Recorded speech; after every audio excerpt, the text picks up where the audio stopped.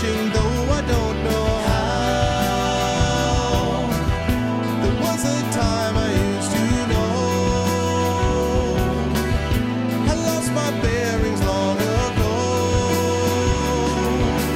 And all this time, well, it's my imagination, my fading inspiration that dances in my mind. And it's a crime.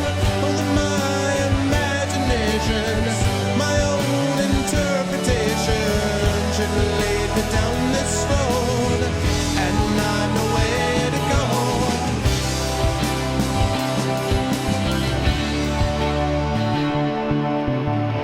To find my travels as you can. Define my travels as you can, or should I say our travels today as we return to the world of Dungeons & Dragons. What's going on, everybody?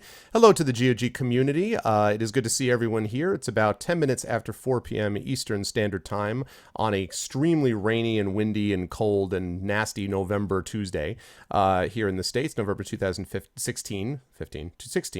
And my name is Arvin Elleron. I am your host for Pen Pixels. We are up to episode 56, and for the next 3 hours, you will be hanging out with me and some of the stream team members as we continue our D&D campaign, moving into Storm King's Thunder, which is going to be a good time. I'm really looking forward to it. There's a lot to this campaign. It will be going on for a long while, so be ready, for there is much to do, and we will, miles to go before we sleep, as Robert Frost says. Before we get to that, though, I do want to remind everybody about some things. First of all, make sure to, if you have not already done so, please follow GOG. Please make sure to subscribe to the channel if you can. You can get some awesome emotes. You can get some suddenlies. You can get some spoopies. You can get some left arm, right arms. You can get some saves. I hope to see a bunch of those. Let me see some of those for subscribers. Let me see some of those awesome GOG.com, sub emotes, because they're really cool. So we can have that, which is going to be cool. Also, please make sure to check us out individually as well, because we have individual GOG.com affiliate links. Most of us do. We also have our own individual channels. We've got a bunch of stuff that we do over there. We have some of us subscription systems or Patreons or things like that. I am going to be on, and I don't believe there's anyone after me tonight, I believe, so I'm going to be wrapping things up. After I get done in about 3 hours, I am going to be moving on to my own channel about an hour to an hour and a half later, and I'm going to be playing Dishonored 2. I just picked up a new graphics card, a GTX 1060, mostly because I've been thinking about doing it anyway, but and so Dishonored 2, which is not running perfectly yet, and it ought to, but they're going to have a patch out for it soon, but I'm looking forward to playing that. So Dishonored 2 is happening over on my channel. Thursday, I've got some voice actors showing up on my channel. I've got more D&D on my channel as well, so make sure to check us out individually also. There are all those emotes. That's what I like to see. I love it. So, but tonight we are going to play ourselves some D&D as we return to the world of Storm King's Thunder, and so I have unmuted my microphone, so now the wonderful people in Skype know that we're just about ready to go. Now I'm going to unmute them. And now I'm going to move over to... That's also a mistake. Dun, dun, dun. There we go. Hello, everyone. As you all see, it is the incredible GOG stream team, and it is wonderful to have all of them here. So I'm going to go down and let them introduce themselves quickly, although I'm sure they're all well known to you folks. And then we are going to get into the adventure. So starting with the delicious slice of pumpkin pie just directly below me. How are you, Pie? I enjoyed watching you struggle with frame rates and kill tanks in Crisis. And who are you playing today? Hey, how's it going, everybody? I'm Mega Pie Man, PhD. I'm playing the role of Justice, the Dragonborn Paladin, and his sword, Dan, who is also a Paladin. Which makes me wonder, we didn't go over this last time, but the last time we leveled up to the point that I had to pick an oath. Does Dan need an oath as well? I think, well, I assume that since you are so clicked together, you are brothers in arms, I assume that his oath is your oath and your oath is his oath. I would assume. Okay. But I mean, if you want to tell me that he has like an oath of the blade or something, I mean, I'm happy to go down that path. I mean, I think it's up to you. I'll have to ask him and get back to you. Yeah. No, talk to him about it. Yes, Justice is with us. Right below him is the Queen of Fire herself. Hi, Pyron. How are you? And who are you playing? I'm fine, thank you, Arvin. I'm playing Rita Goldenfire, a dwarf cleric who just wants to bring light in the world, even if it means to occasionally set things on fire. But she does it for the common good, and yeah, of course she's just around also to help this group of wonderful adventurers who also all work for the common good, as she knows for sure, um, to help other people. Don't And, laugh quite that loud. The common he's good. He's the other lawful good guy. He has just to follow me on that, so Yeah, no exactly. problem. Also, I wanted to say, Pyron, that I thoroughly enjoyed watching on Sunday some of the Legend of Grimrock 2, which was my game of the year 2014. I adore that game, and It's wonderful. it's great. It really is great. Yeah, I really love it. I hadn't played it before, and so I'm just really getting into it, and I'm surprised. It's so beautiful, and it just plays so well. I mean, it's dungeon crawling, not as intense as Elmonish Gothic, but it's nearly boiled down as much as it is, with near to no interaction with any NPCs or stuff like that. Yes. So it's a lot of fun. It really is. I'm enjoying it a lot. It's cool, and also it picks up the pace, I should say, as you get closer to the end. There's just some stuff that goes down that's just amazing. So it's really cool. So anyway, Okay. so it's good stuff. That leads us down to the pink headphone wearing, screaming joypad. Hello, Mike. How are you? Good to see you. And how's life? And who are you playing? It is wonderful to be here, Al. Thank you very much. Obviously, everyone knows my name is Mike Smith, also known as Screaming Joypad. I am playing Ura Ash, the Chaotic Good. I think I'm Chaotic Good. I'll have to sort through my several pages of notes in order to find my alignment. God, I miss pen and paper D&D. Yeah, Chaotic Good, half-orc barbarian, Ura Ash. And I definitely want to see some Orc Love in chat this time. That is definitely a thing that needs to happen. Yeah, that's pretty much it. I'm hoping to hit things with sharp objects and hopefully not get set on fire. That's a good goal to have, I think, just in a daily basis, like as a meditation. Absolutely. Lord, may I not be run over by boulders or set on fire. I think that's just a good. I like not being on fire. Exactly. You're in the Considering the wrong people party. Who are in this particular group, and considering our past history, that may not be possible. Yes, that's very true. I have to say, every time you guys keep talking about fire, I just keep having this thing of this orc is on fire. I don't know. I just, for some reason, it just keeps passing through me. Okay, we're getting off to a real bad start here. I know, it's just all downhill from here. Burn the orc. And last but certainly not least, speaking God, of not burning, the burning red power of the shirt of Mr. Dark Saber 2K. Hello, Saber. How are you? And who are you playing? And what is the shirt again for chat, just so they can see? Like, Just for chat, the shirt is Obey Khaleesi. Most of you probably do know what having that's nothing to referring do with fire. No fire is involved. No with Khaleesi fire at at all. No. And I will be resuming the role of Selsig Mauer, Halfling Rogue and Master of Illusion in training. I was going to say, and soon to be, 5 levels from now, Master in Training. Yeah, Master of Stealth. So these wonderful people are going to be, for your enjoyment and edutainment, are going to be part of this D&D adventure with us. They successfully completed the Terror at Tribor. Before that, they completed an adventure, Temple of the Nightbringers. So this is actually their third adventure, but this is the beginning of, I'm taking the training wheels off. These guys are now officially into their first real campaign. It is a big one. There's a lot involved with it. I have warned them all of that, and they have claimed that they are ready and prepared. They have said that we did not say that. They've said that chat will never be able to throw them off their game. They've said that they are better than everyone in chat. I'm just making all that up. They didn't say any of that. No, I did say that. Yeah, well, he said that last part. It was more like he told us, now you're all gonna die, and we all started crying. That's what happened. That's not what I said at all. Honestly, I am no stranger to the death save. I'm surprised nobody's died yet, but I mean, don't in think fairness, it's going to last that much longer. You guys have been unconscious a few times. Let's be clear. I mean, like, that last fight was no joke. You know. Well, I was going to say, completed is a strong word for what we did last time. You were also a big part of leading to that unconscious state, as I recall, Justice. Well, we did mention about people being on fire earlier. Not gonna name names. Not the name names. So this is what we're doing, and we are playing. In case anyone is curious, we are playing in Roll20, which is a great program, and we are playing again Storm King's Thunder. And with that, let's get underway. As we wrapped up Terror in Tribor, a messenger had come to the town and asked for the party's help, which they granted, about a city which was under siege, or at least was in danger of some kind, although the messenger couldn't specify. A city called Nightstone. There's a general assumption with many towns and cities in this general area that they will try to help when they can. There's kind of a mutual defense pact because of the dangers of the area and the land surrounding. And so the mayor, since Tribor seems to be in fairly good shape, wanted you to move forward to this city called Nightstone. And so, as I successfully minimize all my windows, because that's what I meant to do completely.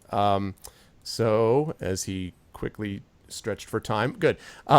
So, we are going to send our people over there and see what we get. You guys agreed to it, and so here we go.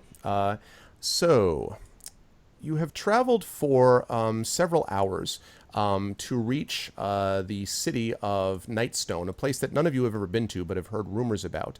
Nightstone is basically broken into two spots. It is an area, let me get rid of this for a second. There is a keep, which is basically set above the rest of the town, and then the town itself, which is lower and connected to it by a bridge. That's all you know about it going up there, but you don't know any of the layout, and of course you don't know what's happening because the messenger didn't really know. They basically left when the place was under attack, and they don't know what's happened since. And so I'm going to bring them over, and I'm going to bring you guys over to the place of Nightstone. So what I'd like here is to have you guys bring your, let's see, actually I guess I should bring over your tokens. Where are all your tokens? I'm good in the pub. Leave me there. Okay, let's see. Copy. More ale for the tiny human. Copy and paste. What? Oh, drat. I've copied and pasted you whatever the drink an devil awful that lot thing for is. such a small human. Good grief. What is this thing? Move this gold over here. See, I Gold. can't. All right, there we go. A small human with a big mouth. All right, here we go. There is. All right, who did I just bring over just there? Let's see. I think I brought over. Gold. That's Urash. Urash. Okay, Urash is there. All right. We bring over some others. Alex.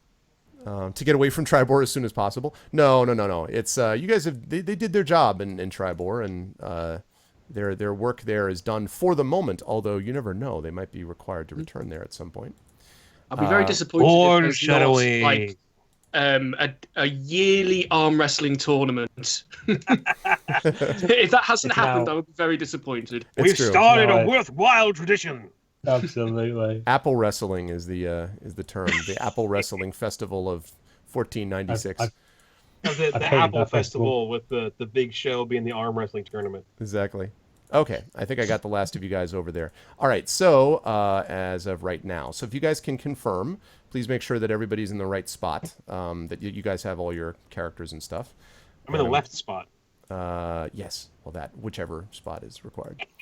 And I'm going to move you because you are not 15 feet tall. Oh my God! All right, You don't know. Yes, I'm just he's playing, You know, not. I did level up. Yeah. you didn't love. That's true, and they are also, by the way, chat level 2 now. These are not your. No. You know, Three. level Level 3. I beg three. your pardon. Three. Level 3. Sorry. Three. Level Level 3. You guys are. These are level 3 characters now. So we're I can put a talking, health bar. You know.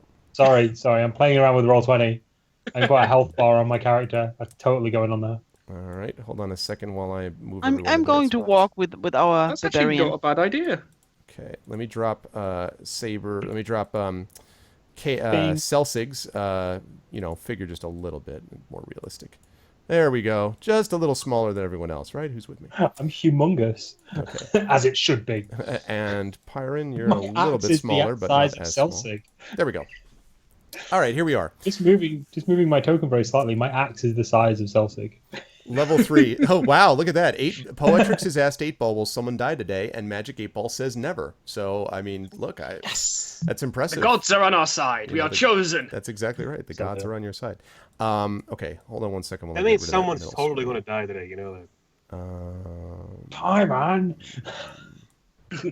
I'm just off here pretending to be a bush using my minor illusion cantrip. There We we have go. got I'm a getting in walking touch bush. with nature. Okay, let me turn on your sound effects. I'll try find out what Urash's stance is on, like, spiritual matters. Okay. Indeed, because I've got my spirit animal now. I've got my totem spirit. Okay. Level 3. That means we can now officially kill a mud crab. Well, let's not get dicey here. All right, hang on a second.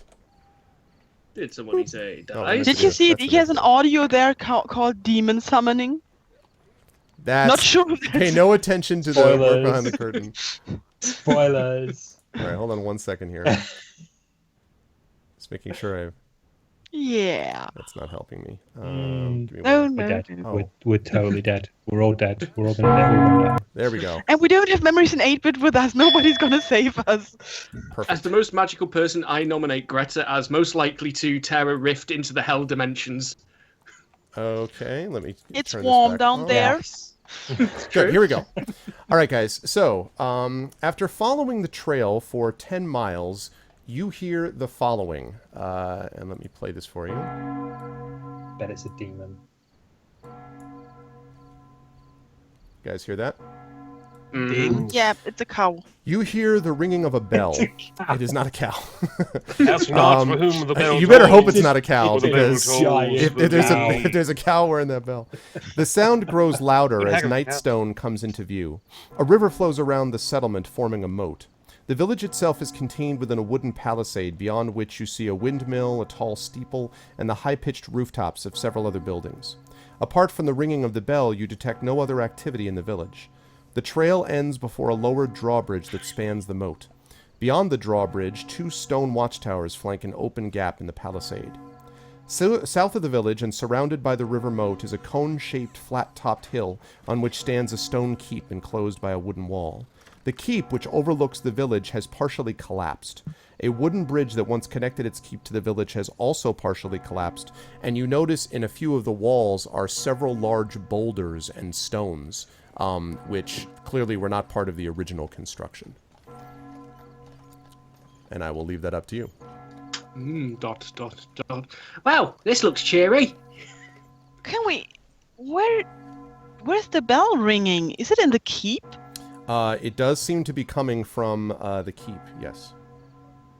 They haven't Oh, spotted sorry, us, have I they? beg your pardon. It is not from the keep, no. I take that back. It is coming from the city proper. You don't know where exactly, but it's coming from the larger and northernmost island. I would suggest that we keep calm and keep our wits about us. I mean, it seems like the I have a drawbridge is feeling the about only that. way into the city, so that's where we should go, right? I mean, or does anybody feel like swimming in the moat? Not really. But we should probably get off the road. Isn't this supposed to be fully occupied? The That's what we were told. the town itself? Yeah. I don't see any like any fights going on, so maybe whatever happened is already over. I mean, look, they're like stones stuck in the wall of the keep. They should be from war machines. I don't see any war machines, so maybe they're already gone. We should go into the town and see if there's survivors. Oh, We could always investigate. I, Who knows? There yeah. may be loot. I know some of you really enjoy loot. I was just about to say, not that I care, but Justice at what he's just done. I, Justice, believe in helping Don't my get triggered. friends who like loot. Don't you trigger their minor instincts? Come on, let's move towards the town. I will. People might need us. I'll I'm a scout Greta. ahead. Okay, go ahead and I'm move your aggressive character on the this. way you want to. Scout. Are you doing so Is- stealthily, Celsig, or are you trying to? Yes, like, yeah, how- I'm staying off the road. Is this an accurate representation of what it's like? Yes, 'Cause if so, I'd like it's- to try and head for the bush Yes, here. I was gonna say there's not a lot of cover, so it's basically as you see it. There's mostly grassland around here. There is to the far north, probably not that far. I mean, you can see it from here, but it would be a good at least mile away probably, is some higher cliffs and sort of bluffs where there might be even some cave complexes there. There's also a forest up there, but right in this general area, the main defense for the town and the keep seems to be the river itself. There's not a lot of cover except for a few of those trees and bushes you see. Right. I would like to make for this bush up here as stealthily as conditions allow. Okay, go ahead and make a stealth check for me, please. Okie dokie. Let's have a look here. Is it Stealth currently daytime plus or 5. nighttime? It is daytime, afternoon, more exactly. Probably about 1 or Here 2 we o'clock go. in the afternoon. Are you rolling Stealth! So Well- you're like, so well done. so Celsic looks back at you and is like, "All right, guys, do it the way I do it," and then walk forward, and you're like, scratch, clouds of dust coming up from the road. So you. I would imagine he would just yell stealth and run at Yeah, it. exactly. It's not quite that bad, but it's not overly stealthy. The good news is that you don't see any response at all from anything else. It seems all very quiet, other than the bell, which keeps ringing. I try to look very clericy and like flaunting my holy symbol and just walk on the road in the hope like people don't shoot holy people on sight. Okay. Well, no one seems to shoot at you, so far so good. Justice, what are you doing? And Urash? Sharky's people I'm just saying. I'm by Greta's side at the moment. Okay. Justice, what about you? Considering I have a high armor class, I guess I'll walk up in front of them with Okay. the shield at Sorry. the ready, Can you move your just guy? in case. Just so I know. Yeah, I mean, that would make sense. There we go. So he runs forward and leaps in front. No, okay. So once you Shield get at up the here, ready. you can see a little bit more of the area, and I'll show you what you see.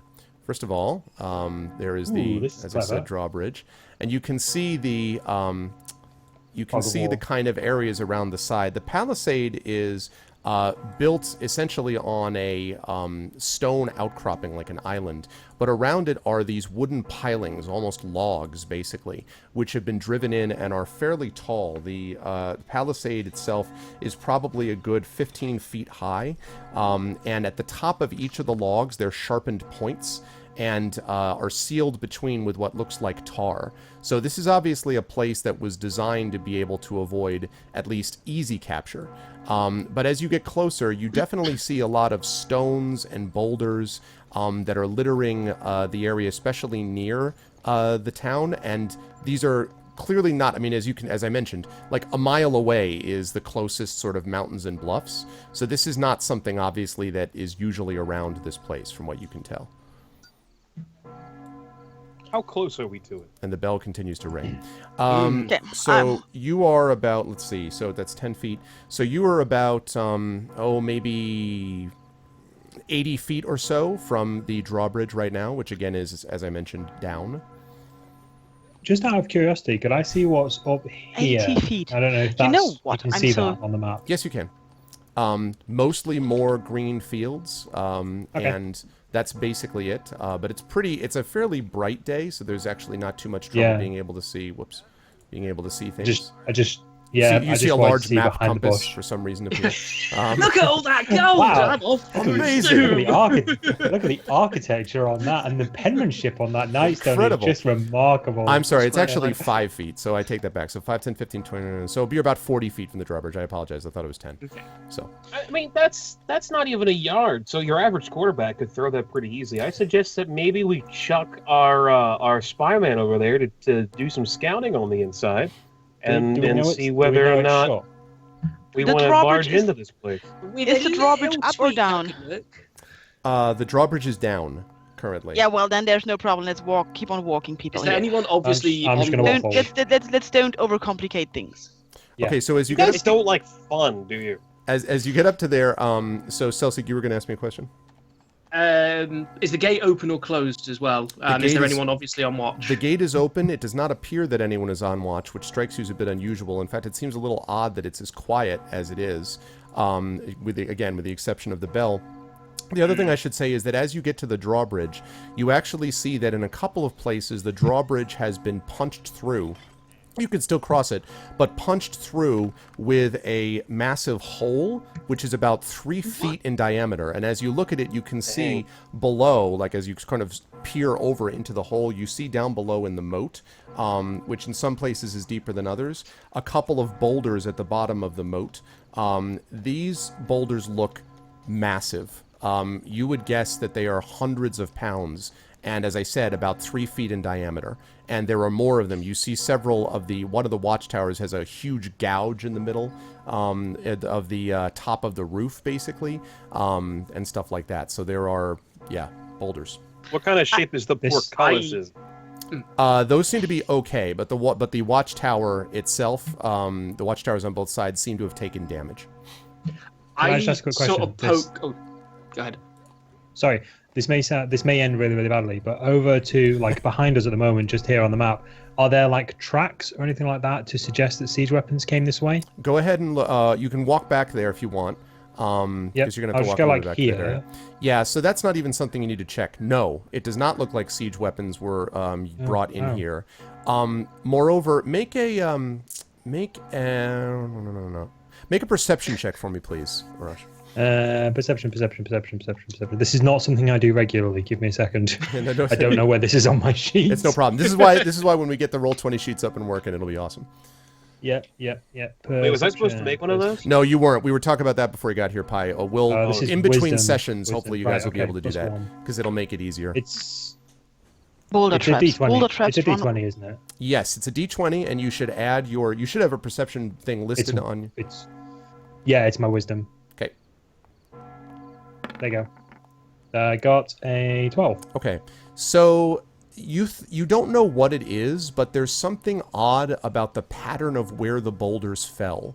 You can't quite put your finger on what it is, but they seem to be sort of oddly positioned, I guess is the way I would describe it, around the town. It's like meteor or asteroid or whatever, a thing that people can cast in this. Yes. In this. Yes, but it is an enormously high-level spell. But yes, it is, and not. I mean, there are literally. I mean, you would guess there were 100 or more like that hit this town, or more than that. I mean, so that would be even a higher level than normal. So. Okay, cool. I'll go back to the group then. I'll basically say, look, guys, something feels really, really off about this. I don't know what it is, but there should be. I mean, I've lived and visited war-torn cities. Where I grew up was a war-torn city, so there should be siege weapon tracks in the dirt, and there should be crops trampled, and there should be hundreds of pairs of footprints in the mud, but there's nothing. I can't even see if these boulders rolled here by accident. There's something really off about this. Maybe the walls aren't keeping people out, but maybe the walls are keeping people in. Well, why aren't the walls being watched is my question. If this town was under attack, why is this damage not being repaired? Why is the drawbridge down as if to say, come on inside, invaders, we've got punch and buffet? Maybe it gives them some character. They like the war-torn look. Maybe we could just go and ask the person ringing the bell. Okay. They might know. I will start moving forwards slowly. I would like to try and stealth avoiding up the to about here and try and get a peek inside the village. So as you move forward, I would like all of you, as you get onto the drawbridge, to make a perception check for me, please. Oh no! I'm gonna fall through the drawbridge. I'm gonna fall through the drawbridge. 3. Okay. Okay, mine's the fetching pink dice. I got a 13. I got an 11. Okay. 13, I've 11, got a 4. So, Pyron, you believe you're walking on a drawbridge. It's not totally clear to you, Greta. Pi, I need one from you. Justice, I need one from you also. Okay. I have a -1. This is going to go well. You're paladin. How do you have a -1? What? Wow. So, despite your -1, as you are walking by here, you happen to notice that right around the mud and dirt, really mostly dirt that's leading on here, you notice some humanoid tracks in the dirt leading onto the drawbridge, Justice. And there's a number of them, actually. How many? Are they in the shape of a number? Yeah, they're the number 42. No, they're not in the shape of a number, but there are many of them, and they seem to be confused. I mean, this is just as you passed, you just noticed it. You'd have to look further if you wanted to know more, but. You know what? Let's take a second to investigate, just for the why nots. Okay. Are the rest of you? Why is that? Why is that, well? Justice? What do you see? I would say me being oblivious, I've just carried on ahead to the gates, and I'm just sort of Yeah, well, looking Justice, back at them, just going, Yep. Justice hasn't said anything, so Yep, he hasn't said anything, so we Have I don't not, know. have I not said anything in the? Okay.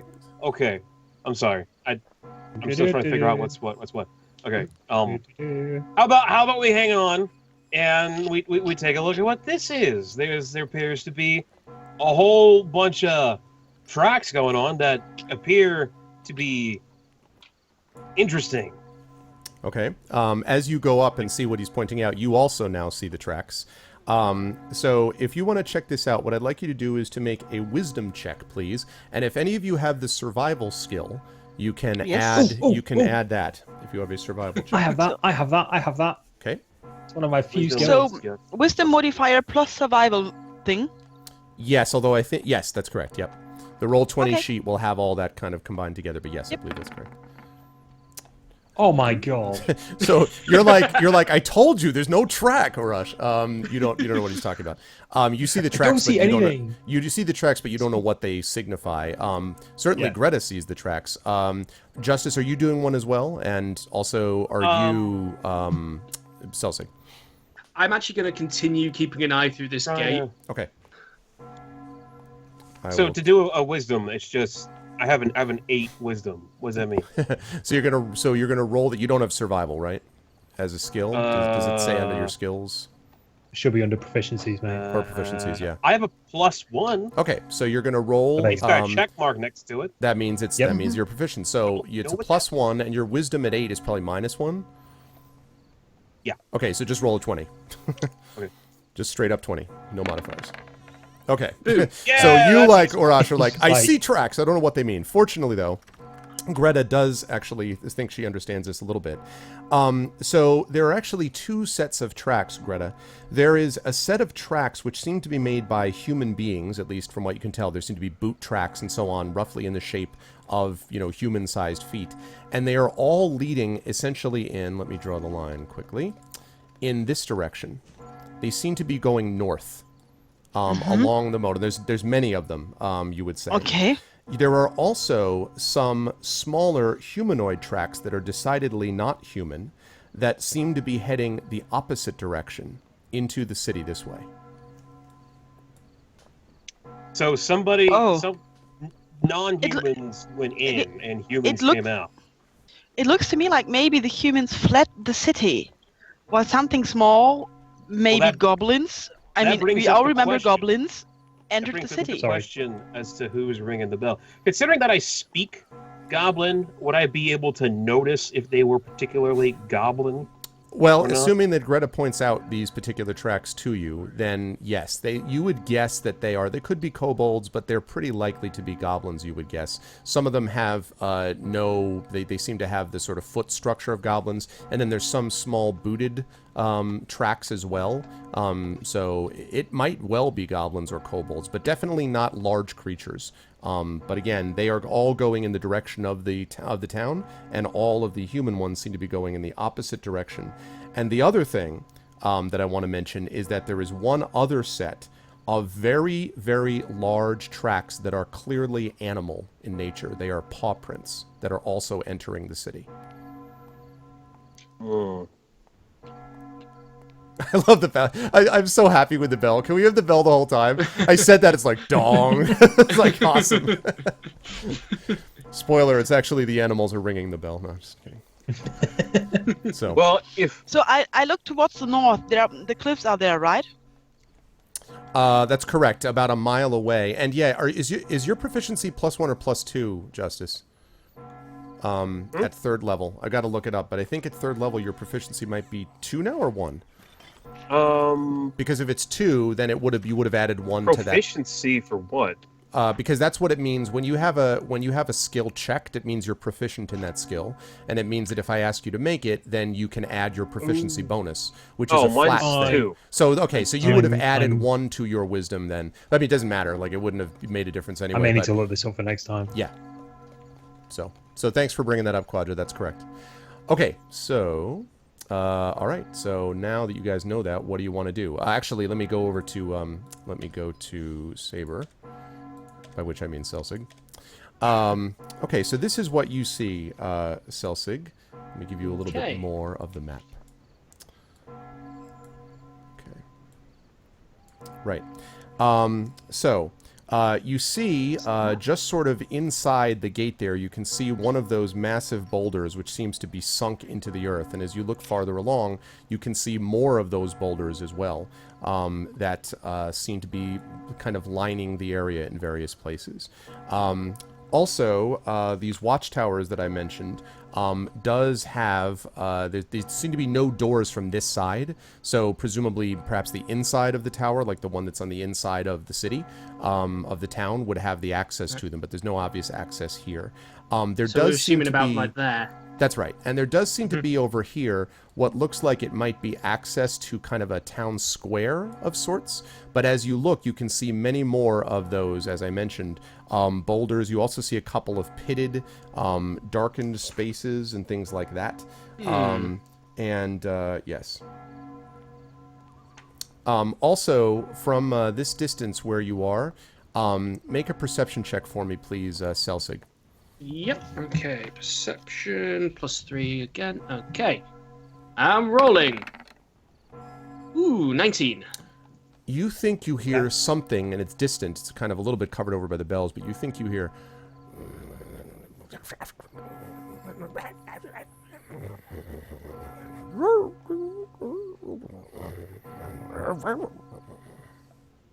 Top quality sound effects. Thank you. That's brilliant. You're bringing your A game today. I spent Yep. many years training in the temple to learn to do that. Doctor Strange reference. So that's what you hear, Celsi. I can hear something ahead that sounds like it's asleep. Sounded possibly like those wolfy things we found in that temple that time ago. Well, if it's goblins, Hey. then that would make sense for there to be wargs as well. Wow. Yeah. It sounded asleep. It seems to me that this place is compromised, and it may be better just to avoid it. How high are these boulders sticking out of the ground? Could I, if I wanted to, try and hide behind them? Probably. They would give you... You'd have to crouch way down, because they're about... you're not sure, it looks like they are rising about 1.5 feet maybe off the ground, maybe 2 feet. So you'd have to duck down, but you could probably do it. Someone like Urash and Justice would not really have a chance to do that. way. So. But- Yeah, I did. Yes, Sherry, and I did train with Trendane for my doggy noises. Yes. But maybe most people fled the town, but maybe not all of them. So maybe somebody is like trapped in the church, is ringing the bell, hoping for help. We have to go in. That's true. Okay, we either need Maybe to the go through ringing this of the door, bell sneak will in, cover up find the another clod way. hopping. Or it could be a trap. If somebody was trapped in the yourself. town, ringing the bell would be the worst thing to do, because it would let all of the intruders know where they are. If they're holed up in the church and the intruders can't come in, so maybe they're like at a standoff and Yes, they but can't get out, the other can't get in. It could be a trap of whoever the invaders are trying to lure back some of the escapees. Mm-hmm. So if there's something behind this door, we either need to go through this door and face it, we need to sneak past it, or we need to find another way in. I'm still up for the plan What do you of throwing our stealth guy over the wall, and The gate's seeing, open! Is the gate actually is open? You don't need to throw me! Hey, Nobody Helmut. touches an but- halfling. They'll notice you going through the gate. They won't necessarily notice you going over the wall. But they might hear me going into he's the a very wall. sneaky man. We're standing here in the open arguing. We can just walk in and continue inside. It doesn't make a difference. Yeah. So, do you want to sneak forward and see what you can see? See if there's anything around these but I'm going doorposts. to pause around here and I'm going to pull out my trusty mirror on a stick and check the blind spots to my left and right. Okay. You're a genius, tiny human. You're a Alright. genius. Modern technology at its finest. All right. Intelligence of 8. So fire is a genius to me right now. Okay. So there's a few things. Shouldn't have said that. There's a few things that you note. The first is that there seems to be a couple of this right over here seems to be some kind of a farm. There seems to be maybe some like grass and sort of like a farmhouse in front, and then maybe a field in the back. Although there seems to be a boulder that seems to have punched the back of it in somehow, so the back of the farm is kind of caved in essentially. And this down here seems to be just kind of a normal house. and the pathway extends further here to the south. So it goes down quite a ways. To the north, you can see a little bit more of this area. This is a rather large structure for what the town looks like over to the north. And it actually appears to be, you can actually see a steeple. And as you look over it, you can see on the steeple on the top of it is there are these 4 stained glass windows near the top. And above those, you see a bell that is wildly ringing and shaking back and forth. And it's attached to a rope, which you see moving up and down as the bell is being rung. Okay, I sort of go, found the bell! And I might have to... It's definitely ringing! Hello, Aesthir. What's up, Killbite? you don't say. I hadn't noticed. But what is ringing it? Or who is ringing it? I don't know. I can't see through walls. A rope. Is there anything on the other side? You know, you're looking to your right. Is there anything to your left at the moment? Is there any creatures or anything like that we need to be aware of if we go through? Nothing I've been informed of. So as far as I'm Search for aware, there's traps. nothing. Be aware of That- your surroundings. Search for traps. That isn't a bad idea. Okay, I'm just gonna go up behind Selsig. Okay. I'm actually, yes. I'm going up behind Rush. Justice's suggestion, I would like to search the immediate area for tripwires or cunning devices or things that might set a teammate on fire. Okay. Go ahead and make I'm here. an investigation check then, please. True, Plus Illness. 4. Very true. 12. Yeah, you don't think so. First of all, it would be difficult to set a trap here, and it looks to you like there are a lot more of these tracks that you see, sort of both directions. Again, it's hard to pick out, but your guess would be human tracks sort of running out, humanoid tracks running in. So it's all kind of confused here, but it doesn't look like there was a lot of places to set up a trap, or at least not on the outside like this from what you can tell. The other things is that these boulders, now that you're looking at them more closely, are enormous, probably 500 pounds, you would guess. They are impacted into the road's surface, and the other thing is you notice that they're impacted directly, by which I mean they do not seem to have been thrown from a distance. They seem to have been dropped. They fell straight down. Yes. How wide is the the gate area? The gate is 10 feet wide. I'm going to relay the information to everyone. Coast looks clear, so Well, how okay, shall then. we proceed? With caution. I'm just gonna walk A forward. solid suggestion, Justice. I will stay behind the big orc. Oh, nice, Illness. Okay, so are you guys headed up to the north, or are you headed just straight east, or where are you going? I would. Where was the bell coming from again? Sorry, was it south? It was coming from, This- no, it's coming from right here. I see. Yeah. Ah, I see. You also So that's see, the bell tower, right? yes, and This Greta, is- you actually see several symbols on the front, and there are 2 differing symbols. There is an icon of the sun rising above the landscape that is on one side of the large central door, and then the other side of the door is a picture of what looks like several woods and forests. And you know this, as a cleric yourself, as being a symbol to, respectively, Lathander, who is god of the dawn, and Miliki, who is the goddess of forests. And these are the 2 symbols you see on the opposite of the door on this building. Okay, well that's nice to know. I'm looking up to the bell, and it's still ringing, and I can't see why, right? Correct. Well then, the door's on the other side, on the far side of the building, right? Mhm. So, can I make a ding? No, I can't ding it.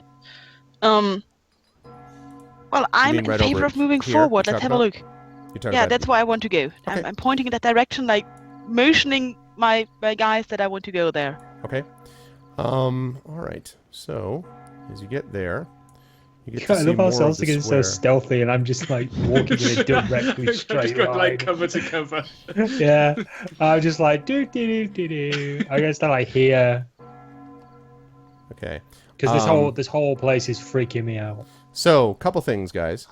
As you come behind this one boulder, and Justice, are you with them? Like, are you just Before guarding moving on, Yes, because now it looked like you're everybody's basically inside. holding the watchtowers apart, which is kind of funny. I would like to place my hunting trap stealthily, as if nobody would see it, right at the gate area, in the spot where anybody who coming in would probably get caught. Okay. Quick suggestion: could you let the party know you've done that? I will. Thank once, you. In Once, case we need to once, leave in a once I hurry. catch up. Okay. Once I catch Intelligence of 8. Yes. I'm not the lightest foot. Okay, you are absolutely able to set that. I will point out it's not going to be easy to camouflage it insofar as it is on this sort of dirt road. So it's not like, you can't bury it beneath things, but you can certainly place it there for sure. As long as it's in a spot where it's probably going to get somebody. Okay. Yep. So why don't we go ahead and let's see if I can actually find a token for that. Let's see. I imagine as a hunting trap, it's one of those bear traps. I Snap give traps? you, sir, a hunting trap. Yeah, there it is. Whoa! Truly fit not to however grab not a quite that giant. large. What exactly are If we it was catching? that large, though, it would work. Yeah, say, we where- would definitely where- catch him if that was the case. Where yeah. were you keeping that? It's better you don't ask. Some mysteries only paladins can know. Justice is just like, I have many pockets. Well, He was it's- wearing it as a crown. It's a refashioned suit of armor. Okay, so there you go. You have set the trap. All right. If you want, you can set it right there, which is more or less in the center. I'll move you off of it, but there you go. I guess I'll move up with the party, and Okay. I will inform them. I have set a trap at the gates to cover our rear. Okay. Don't Okay. Cool. step in it, or you will Okay. regret it. Okay. So you do that, and as you get around to the outside, there's two things. As you get behind this boulder, standing over here, and by here I mean over in this area right there, Oh, you see a couple of things. You see, first of all, a demon. You do not see a demon. You see Okay. two large furry creatures, which seem to be with their backs turned to you. Mammoth. No, I'm here. I hope it's not a mammoth. Oh boy. I don't want to hurt a mammoth. And let me. Okay. I thought it And was they gonna are be emphasized they are then. facing away Terrified. from you, despite the fact that I can't move them. There we go. They are facing away from you, and they seem to be feasting on something. You can't tell what they're feasting on, but it seems to be bloody and disgusting.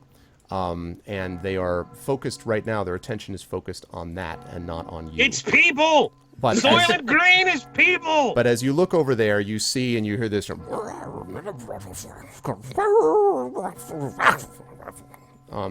So that's what you hear over there. Definitely the sound that you heard before, Selsig, except Yeah. louder. Let's just sneak into the church. That was my plan, but as an added insurance, in this square here, I will cast a 5 foot by 5 foot box illusion. So anything looking over will see a box instead of, well, me, because everyone else is taller, but me and Greta should be able to hide behind it. By box, do you mean a cardboard box? All right, just want to be clear. Yeah. Oh, Well, I still wouldn't crave for a more thematic thing. Can I turn around and have them have exclamation points go over their heads? I actually did see if I could have the illusion move, but it looks like I have to recast it every time I want to reposition it. Otherwise, I was totally planning to go around in a box illusion. That'll be pretty funny. The other thing I want to note about this square area is that this central spot, there's a well right here, but right here is this fairly large, as you can see, about 20 foot by 20 foot, 10 foot by 10 foot hole in the ground, and it looks like it's this open area with a deep hole in the middle of it. You obviously can't see more without getting up to it, but it looks like something has been forcibly removed from this location. There's sort of like, there's ripped pieces and things like that of something, you can't really tell what, and it's just, there was something here. You don't know what, obviously, without getting close to it. And obviously, as I mentioned, you see these gray boulders that are kind of around the outside. quick question I out don't- of character. Sure. My speak with animals ritual, considering we're not in action or anything like that at the moment, can that be cast at a distance, or do I need to be actually touching the animal? You could probably cast it at a distance. The issue is time. It's about a 10-minute thing, Okay. even outside of combat. So, Okay. and also, it's not silent. So if you were going to do that, you would Right. definitely attract attention. Now, whether they would, it's one of those deals where, like, would you be able to finish the ritual while they're running towards you epically and you're trying to frantically, like, cut the red wire? I don't know. Yeah. But yes, it's possible to be done without being right next to them. But Yeah. Or rather, if they can't reach me, basically. Right, and they clearly could at this point. Yeah. If they Okay, cool. noticed you. Give it What's a up, miss. Mana? Yeah, I'm just checking now because now you mentioned that, I'm wondering if I could even cast my minor illusion without them hearing me. If you could They're not speak paying to close them- enough attention, especially with the bell. They are not paying close enough attention for you to pick up something like that. The problem with Urash's spell is that it's a 10-minute ritual, so there's more to it, basically. If you could Okay. speak to them, what would you say? If I could speak to them, it's not whether I could speak to them, it's whether they could speak to me. They could Because tell me I things about what's also happened have over the last day or ability so. To speak to animals, which may not take 10 minutes to happen. Is yours a ritual, though, or is yours an actual spell? No, I think his is a spell. Mine's a spell. Oh, okay. Can we move into the That could church? work. Yeah, my Okay, plan so- is then I want to create a 5 foot by 5 foot illusionary crate here, so that I can then hang on. Where's my grabber? There we go. So I can basically move up behind it and investigate the doorway. Okay. All right, you can. Also- Oh, do is I the do door like- is the door here? the door. So Yeah, there's well, there's I'm going one off the there's path. one door down here, which is smaller. Sorry, I thought the door was further up. No. There's one door down Okay, here, which I is see. smaller and has those two symbols that I mentioned, and then there's another door here. This does seem to be larger and maybe the main entrance. Okay. Okay. I'll try listening at the door first Wow. if I Oh do my anything gosh. noisier. Okay. Go ahead and make I'm a not actually perception sat. check for me, please. Perception. Let's roll. I should say, by the way, Okay. that one of the doors, I had you behind the closed one. One of the doors is wide open. Oh. Yes. But I mean, you were not, like, you were behind the closed door. But the other door opposite you is wide open. You hear a very loud bell ringing repeatedly. Well, in the knowledge now that I'm right next to an open door, I'll use the old mirror on a stick routine. Okay. So this is what you see. As you sort of scoot your mirror around to look, you see two small greenish creatures that are gleefully laughing and chuckling to each other. And they are both taking turns jumping up and pulling down on the massive bell rope that's up to the top. And one of them's like, and the other one's like, and then, it's my turn, or something. They're sort of chattering in Goblin, and so you see them kind of like pulling with all their weight, dong, having a grand old time. The inside of this place is utterly trashed, by the way. The floor is strewn with these vestments and looks like maybe some like jewelry. You think you see maybe some religious symbols on the ground. It's a mess. So I turn to the party, and I've been looking forward to this. It's a trap! I told you! I told you! There's Okay, two then- goblins in there pulling on the rope. They are paying no attention to the door, incidentally. They are having a blast pulling the bell. All right. Here's Okay, a plan let's I'm move gonna, it. I'm going to pitch to you guys. Considering the fact Stealth kill, that stealth kill. I happen to speak the goblin language, if we I'm could- leaving. If we could capture one I'm of out. these, I'm out. Yeah, leaving. Watch out for the... Yeah, watch out for the trap. Okay, so where are you leaving to? I'm leaving towards the watchtower. Okay. All right. what's so bad about the plan of capturing one of them and interrogating them, huh? Okay, at least stop that bell. Mind you, stopping the bell might alert whoever's here. Yeah. I think we should look for the survivors that apparently fled the town, and maybe they have more information about what's going on. Well, you don't know. Maybe they would know where the survivor. We don't have to necessarily capture one of them. If we could just find one on its own. We can follow the tracks of the humans that left the town. You know, if hate we fun, don't you?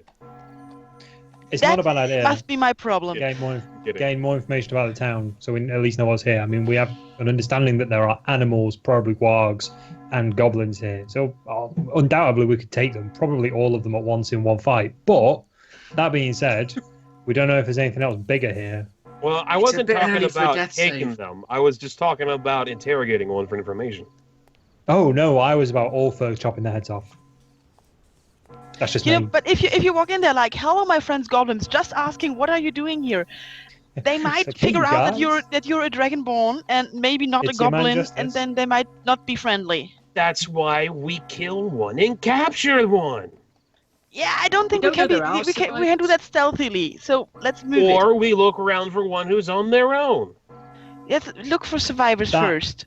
We can still come back and kill goblins. We can still come back and kill goblins, but we could talk to survivors first, so maybe they can give us a map of the town, for example.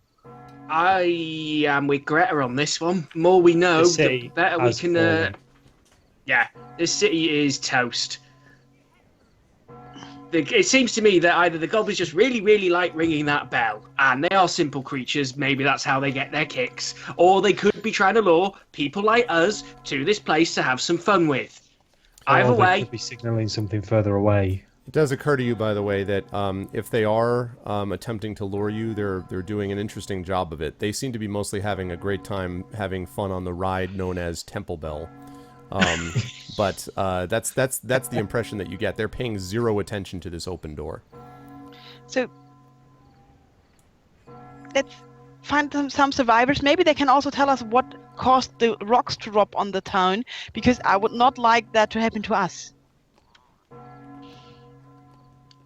How about I'll it? think. Bell. I'm Bong. with Greta on this one. This place gives me the creeps. I'm outvoted.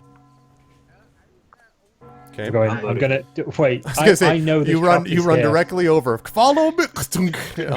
Dunk. Oh, my leg. But you actually I know this see trap the is here. trap sort Do of I have very to- okay. obviously in the middle of the road. Kind of. I just- guess thought I it should. stopped and we're clueless. Can we walk around it, or do I need to Yes. pick it up? No, you everybody can go walk. past, No, you and then can I walk go to around the it. place? You can definitely walk. Yeah, around well, and you know told us where is. it was, and looking for it would probably see it quite easily, because I don't think it was that easy to hide. Okay, I guess see you, I'll just Inquisitor. grab it on the way out. There's no point in leaving it there, just to consider it. Might alert Twang. people we've been here. Exactly. So Okay. put that back Okay. in the old inventory. Keep that for later. As it Cue transforms the into your music. second. Okay. So, you guys are heading. So you're going to head north. How are you heading north? Are you following tracks? What are you trying to do? I would follow the Oh, tracks. good point. Good point. We're all going off in separate directions. I was going to say, or the party could go off in the four directions it appears to be going, and that's that'll be an exciting That's adventure cool. of a different kind. That's cool. So yes, are you guys? What do you guys want to do? I would like to say we follow the tracks and see if we can find either survivors or prisoners. Okay. Okay. Can I see where the tracks are going, or do we already know where the tracks are going? You get a pretty good sense once you actually see them. They are fairly discernible because there's many of them that are all heading in the same rough direction, which is all basically up in this area. So they basically head up to the north. And they do seem to be heading more or less towards that array of bluffs and cliffs that you see some distance from here. Well then, I shall just follow the people who appear to be knowing where we're going. Okay. Yep. All right, so you guys proceed upwards, and it takes you a fair bit of time. It's about a mile that you're traveling, following the tracks along the road. Sometimes the tracks falter a little bit. Sometimes they're a little bit harder to see than others. But fortunately, it has not rained, and so there has not been anything yet to conceal the tracks. And they all seem to be going. There's not a lot of them sort of going off to the left or right. They all seem to be more or less in a more or less straight line heading up directly. And after about a mile, you see yourself heading towards, there's this rocky hill which is topped with pine trees, and you see very clearly a gaping cave mouth, which is on the south face of this rocky hill. And the tracks seem to be leading in that direction, although again, if you want to, you could just continue to follow them directly into it or not, but they seem to be heading all in that direction. Can I see if there's any evidence of blood, like maybe bleeding wounded or anything like that? Blood on the grass or something? Sure. And let me bring I'll bring chat over here. Hi, chat. Hold on, picture. Okay. That is more blurry than I expected. This is exciting, isn't it? Let's see. So, okay. Let's, yes. So go ahead and make a perception check for me, please. Okay. Celsic. And as you do that, I'm going to... 18. You do actually see some drops of blood here and there. And you see... Okay, I'm going to have to wait on that. You see some drops of blood, and you do see a few... They're not a lot of them. It's not like they're pouring blood, but it does look like some of them next to some of the tracks have a couple of drops of blood here and there. You also see both larger and smaller tracks, all clearly either human or maybe humanoid. There might be a few kids tracks that are with this as well, but you don't see any animal tracks or anything like that. But there are a few spots of blood here and there. Okay. Well, I relay that information to the party.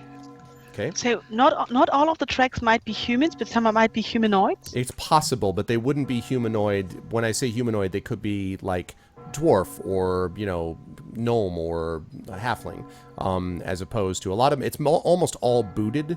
So the best guess is that they are not orc type of humanoid, possibly like demi-human sort of thing. Okay.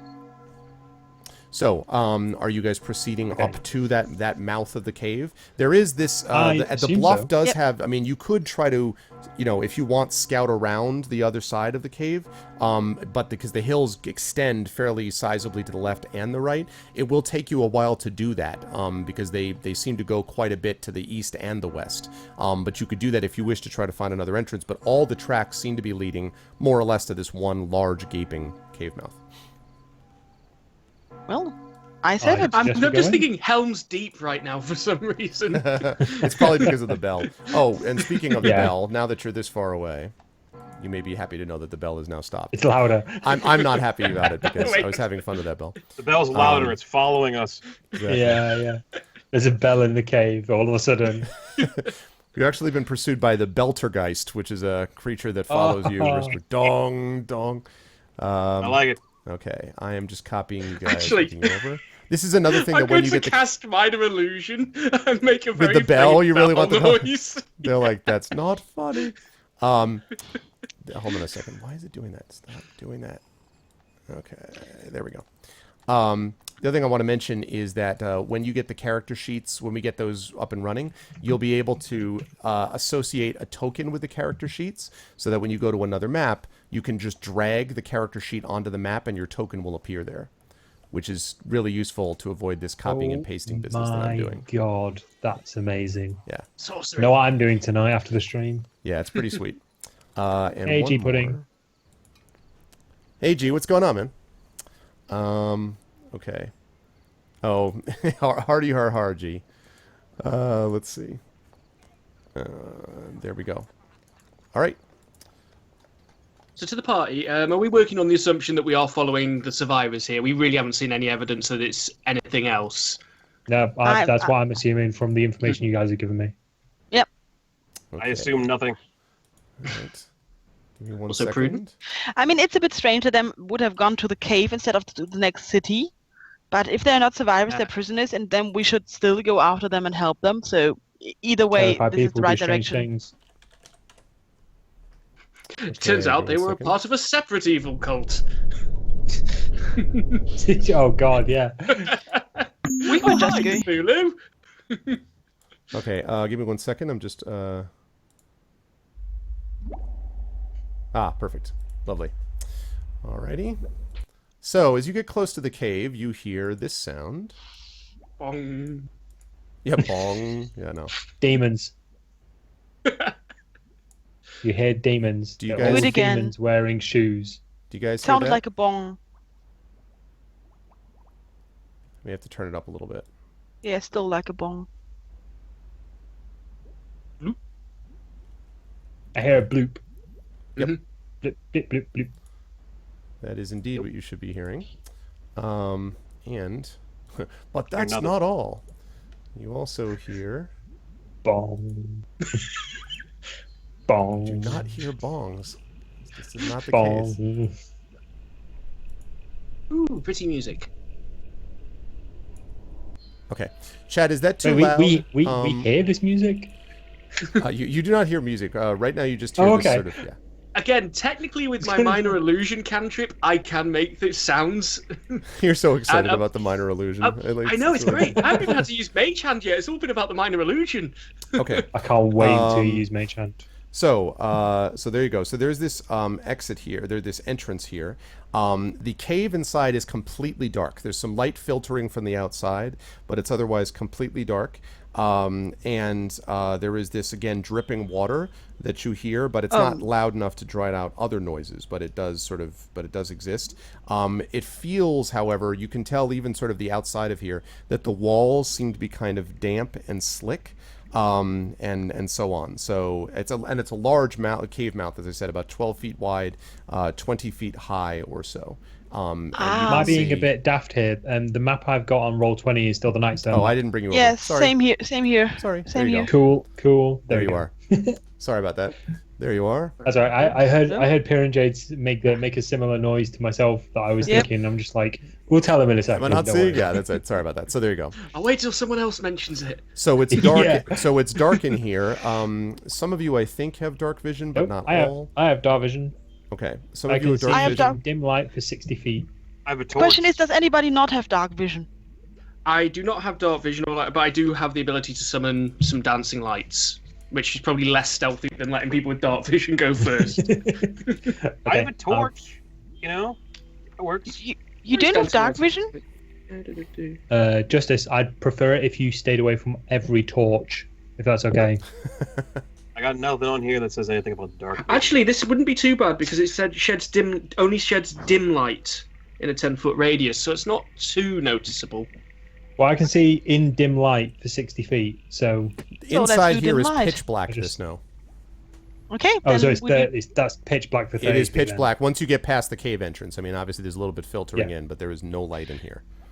I could also just make any, like anything light up. I can fill anything with light. So if you just have an item that you would like to use as a light, we can also do that. Either way, and it is possible to see. I mean, for those with dark vision, by the way, it is possible to see even in pitch darkness as if dimly. So you can see Yeah. dimly, but you can't see brightly. So I'm just letting you Yeah, know you that can see dim light like regular light for 60 feet, or pitch black like dim Like light dim light, for correct. 30 feet. Yeah. Yeah. I would just So- cast light on my mace and use it like a. Since we're doing Like that, it- I'm going to deploy my dancing Okay, cool. lights as well. Okay. I'll just bimble forward. All right. And then just because I can, I'm going to 'Cause combine I the can four see. lights into a humanoid form of medium size and have that follow me. So I'm Okay. basically being followed by a human-sized, human-shaped light You now. do what now? Okay. It's alright, it's only dim light. I just like kill it. I hit it with my mace. Okay. I'm just attacking this light being that just appeared behind Celsius. This is, so far, it's going beautifully Run, well. I think tiny you guys have done a human. wonderful job. Sort of. Okay. Run, tiny human, So run. here's what you see. Ooh, what's over Urash. here? Urash, as you get to Yo, that spot yo. where you are, Yep. Yep. in this pool, so what you see over here is a pool of mud. It is this sort of large pool of mud, and I can see part of the word mud. you can hear this sort of bloop, bloop, bloop, bloop. And it's warm around here. There seems to be some heat possibly emanating from there. And inside of that, you actually see this. Stupid pen. The suspense is killing me. Oh. No, Okay. the suspense is usually what ends up killing us so far. Oh dear. I think no, that's gonna end up killing me. You see, Maybe it's just you see baiting. a large creature, sort of green, pale green, warty skin. It is turned away from you at the moment, and right now it is in the bath going.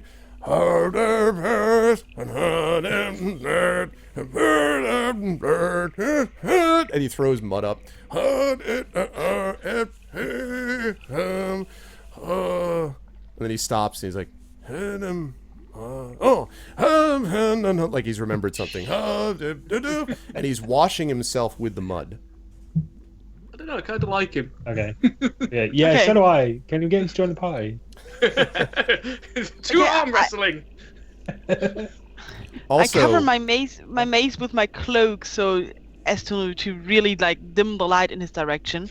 okay. I'll Yeah, sort I'm of, gonna make like a waving noise to Celsic and to Yeah, I'll kill Greta the dancing because of lights. their lights. Yeah. Okay. What is it though? I don't know. Can I identify it? Do I know what it is? Or is it just a large creature? You're pretty confident you've seen this before. This looks like your garden variety ogre. Okay. A large, Yay. not particularly smart, not particularly friendly, although some of them can be, creature. And at the moment, it seems to be enjoying bathing itself. Also, I should point out that to the right of where you're standing, Urash, is a ledge. You can't quite see what's on top of the ledge, but the ledge is about maybe 10 feet up. Oh my god, why is my phone ringing? Because And somebody there's a calls phone you. and there's a phone on the ledge. It's the Environmental Defense Fund, which is probably calling to ask me oh my god, what are we going to do after Trump? And I'm like, fight him at every cost. Okay. But not now, please. Later today, right? All right, now, yeah. We fight them by love and community, which is what we're doing here. Okay, so they are up on. So you were below. You were not up on. You were down. And there are these ledges above you. You don't know what's on top of the ledge, but you are troubled by the fact that you can't really see what's over it because of the height of where you're standing and where it is. Meaning that there could be something up there or on the ledge opposite you. And in fact, once they sort of extinguish those lights, you think that opposite you, so right over here, basically, you think you can see some movement in the darkness. It's hard to see because it's dim, but you think you might see something moving over there. Okay, so if I were to move, say, here, Yeah. then would I be able to see on this ledge, or would I be in the wrong position to see The opposite anything? ledge, yes, you'd be better able to see it. I'd be able to see whatever movement is over here. No, I'm sorry. If you move there, it's going to be just as high. Like, the reason you can see it is because you're a little bit of a distance from it, so you can see up on it. If you move next to it, you won't be able to because you'll be right next to the ledge then. You'll be able to look around and see the opposite ledge maybe at that point. Like over here, basically. Right, yep. Okay. And we're definitely Is sure there the a- footprints came in through this entrance. Yes, yeah? definitely. Yeah, Although we can once still- it gets in we can here, the tracks are more confused, and you haven't like stepped down to look at them yet. But yes. Okay, I'll crouch down and I'll have a quick look at the tracks just to make sure. Okay. Go ahead and make let's see. Make another survival check for me, please. Okay. It's wisdom +4. Oh, it's my last What's roll. up, Greg Game? No, there has not been arm wrestling yet. Close. Not getting yet. there. 21. Boom. Yes, so there definitely are human tracks. Here, there are a lot more humanoid tracks. Definitely a lot of small ones, too. Possibly goblin tracks, looking like the goblin. I mean, not the same goblins, maybe, but also goblin in here. And also some large tracks, maybe belonging to the ogre. Which is still doing... Who's... Nice. He Who's seems to be better singing behind me? something Is like... that Greta? Watching the tune. You don't know what he's doing now, but anyway. Okay, so is Greta, are you directly behind me? Yeah, I'm here behind you. Cool. So I kind of This is me. lean over and as quietly as possible, I'll kind of convey this information, sort of making like a hand motion to the tracks and sort of going humans and goblins. So, Can I just ask, Hey. just so we know, is Justice sort of guarding the entrance, or is he following us up? Pieman? That's up to Justice. Justice? Yeah. Huh? Or I just ask him can't what you're see doing. anything. I have no idea. I'm He just- following you guys blindly because I can't see squat. Okay. He's Yeah, just so I had an stumbling in the idea dark of at the moment. Yeah, who's doing what right maybe now. just cling to like Urash's belt so he can lead you. Here, take this rope. Okay, so if I move over to here and try and look over here, is that okay? So I missed the second part of that. Looking where? Over here. Yes. You How do you see do actually that? some creatures, and in fact, you are pretty confident that what you see there's like a little lip of stone that's right here. You think peering over it, looking down into the darkness, are a couple of small green creatures, which are very Well, that's the distinctly goblins. And as you catch sight of them, one of the ones yells out, "Briark!" and fires an arrow directly at you. Let me see what happens. This one I'm going to roll in to see whether he hits or not. Let's see. That's going to be... Yeah, he hits me. 19? Yeah. Yeah, he hits me. This is just a particular roll that he had. Okay. He is going to do... Okay. 4 points of damage. And with that, the cavern seems to come alive, let me just say. This guy... And he turns around, or kind of shuffles around. And then you see a couple of other creatures spring forward. 2 creatures on this ledge, and 3 creatures total here. And then you've got, all of a sudden, it's a scene out of The Rock. If you've ever seen that movie. Never find anything in an elevated position. Okay, so I would like initiatives from everyone, please. And I'm going to pull Justice, make friends with the ogre. Do it now. I have an idea. Whether or not it'll work, I don't know. Quick out of character question. Initiative, does that change when I hit level 3? It shouldn't unless there is a unless your dexterity has improved, or unless you have a feat that you've gotten, which I don't think you would have gotten yet. So no, it shouldn't have made a change. Okay, cool. So is my initiative just my dexterity modifier? It's your dexterity modifier, and then sometimes you have like particular racial qualities or things like that which make your initiative faster. But I don't believe you would qualify under those circumstances. Nope, I don't. Okay. All right. No bonus for you. I don't react to anything that's going on here. Just standing there like, Like what?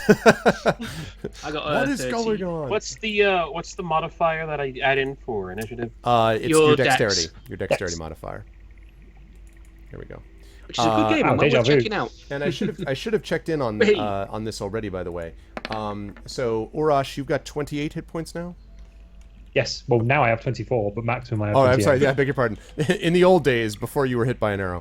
Yeah, before this arrow was sticking out of me. Justice, you've got 26. Yeah. Okay. Greta, 21. yes. Celsig, 22. Yes. Okay. I have the least. Which I've actually put my HP in on my little token as well. Yeah, me you too. do, Greta. Anyways. It means you understand like the loss of hit points.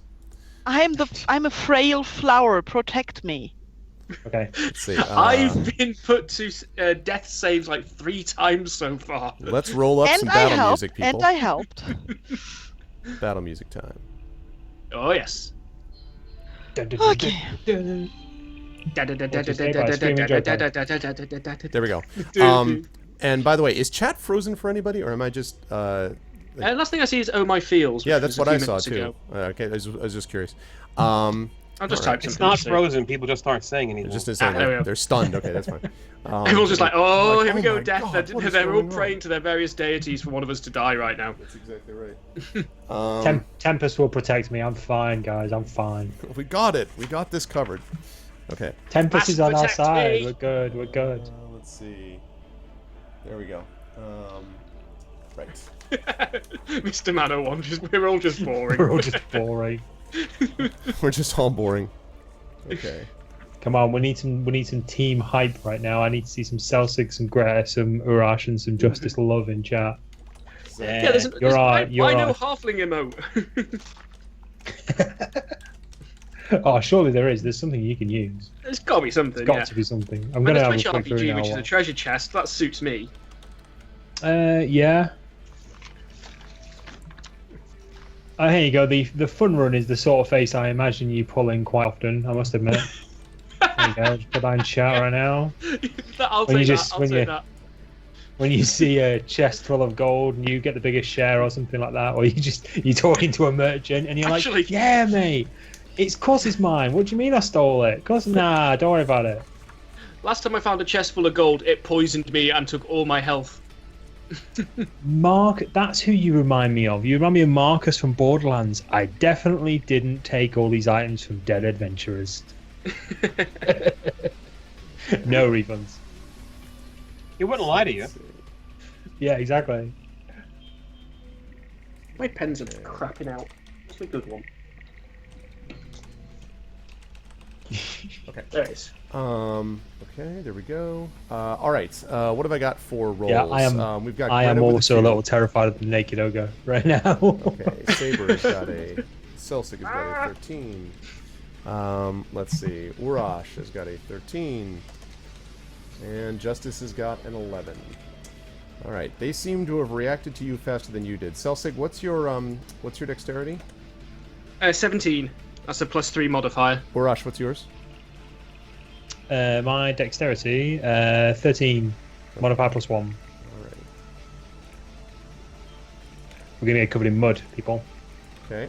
All right. The first to act are, unfortunately, the what's up, Gil? First to act are the goblins. They fire away in your general direction. Ooh. In my general direction. Well, you I do think seem to I'm be the the only visible one one they've at the moment. seen. Yes. Yeah. Well, 2 of them actually can't really get too much of a good shot at you. They sort of kind of lean over the side of the ledge and try to fire at you from a distance, which is not a very easy position for them. But let's see. Yeah, so a 10 and an 18 from those guys. Is the 18 going to hit? What, for me? Yes. Yeah, absolutely.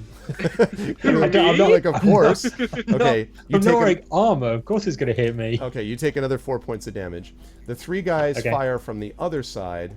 Okay, 22, a 9, and a 14. The 9 and the 14 I assume miss, but the 22 hits, obviously. No, the 14 hits. I only have a 13 armor class. Oh, okay. So, you take a total of 6 Unless, points of of course- damage from that. Let me just have a quick double check. Sorry. Yeah, AC 10 plus, Dex plus Con. Oh, but shields are allowed. I probably should have picked up a shield.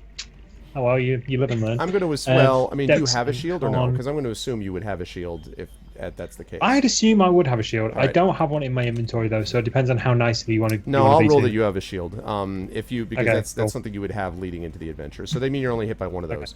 So you've got a 16. So you got hit for another 4 points there. So I think that brings you down to 16 hit points total if I did this properly. Does. So sorry, what's my AC with a shield? It should be +1. You can check, but I think the +1. shield gives you an additional 1 to your AC. Yeah. Okay, cool. All right. Obviously, yeah, I you can can't be sort it using out a later, two-handed but- because you're using it as a one-handed weapon, right? You can't use obviously a two-handed weapon and a shield. So. Yeah, for this turn, let's say yes. This I'm just carrying my shield. Okay. And your two-handed weapon is sheathed at the moment, and you have your Yes, one-handed weapon. at Okay. the moment. All right. Yeah. So you were hit by those. Okay. Now it's the big guy's turn. He rises from the mud, completely naked, Oh. mud dripping from all parts of him. Gosh! Mud dripping from all of him. His ogre hood. roll Is, the Constitution. his ogre hood is visible. Yes, and he sort of That's what I stumbles. needed.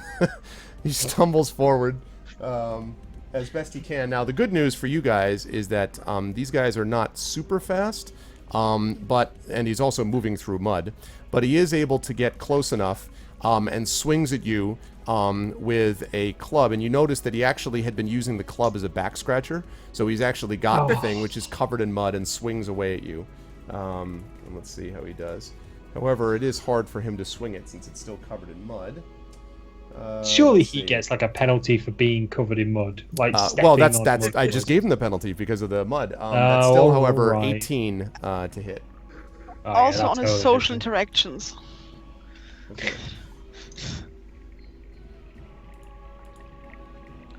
Ow. So he really smacks you a lot. You take 12 points of damage Oh my by gosh. the Awesome. club, and you kind of stagger to the right as he impacts you with his club. And he's like, "Roar!"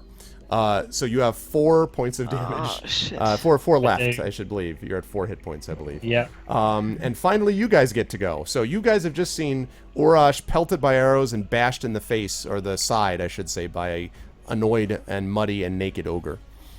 So I Good. believe that's me first. So then who goes with the first? initiative? That is Celsic is up. Yes, you Right, tie break cool. because of the dex. So yeah, Was it Yeah. Cool. 3 goblins on the right, 2 on the left? correct. Was it? And in Okay. fact, let me put those goblins up there. Let me give you those goblins. Can those without dark vision see them? So those Don't say without that. so those without dark vision can barely see the ogre because of where it's positioned, but the goblins are... No, you cannot see the goblins on the ledges. I mean, you can take a guess because of where the arrows are coming from, but... Here we go. Good. Can you believe that it actually showed... It shows me archer goblin, but not goblin archer. Really? Can we work on our Boolean search for Christ's sake? Like, I mean, really? Oh my God. Okay. So, copy. Maybe because Goblin is the last name. Yeah, like goblin, comma archer. Yeah, maybe it's something like that. Or maybe it's just a lousy search. But yeah, so that yours is a much more generous way of looking at it. Okay. So there are the two. You can now see them there. And more or less they're there. And they're, of course, you know, sort of firing and then kind of ducking down. These guys are technically behind cover, or at least partial cover. These guys up here are not, because these guys are behind that little lip of rock that you can see here. Now, I've got two choices. I'll just speak out loud for the benefit of chat so they can hear what I'm going on about. So one option is I can actually just drop a sleep spell on these three, since that just affects a point of my choosing. I don't technically have to see the creatures as far as I'm aware, at least reading the spell description. But my other option is I'm thinking maybe use Minor Illusion to make the loudest, dragoniest roar I can come from somewhere around here, or just off in the background there. Okay. And maybe try and spook the goblins from running down from their little hidey holes. What's your range on that spell?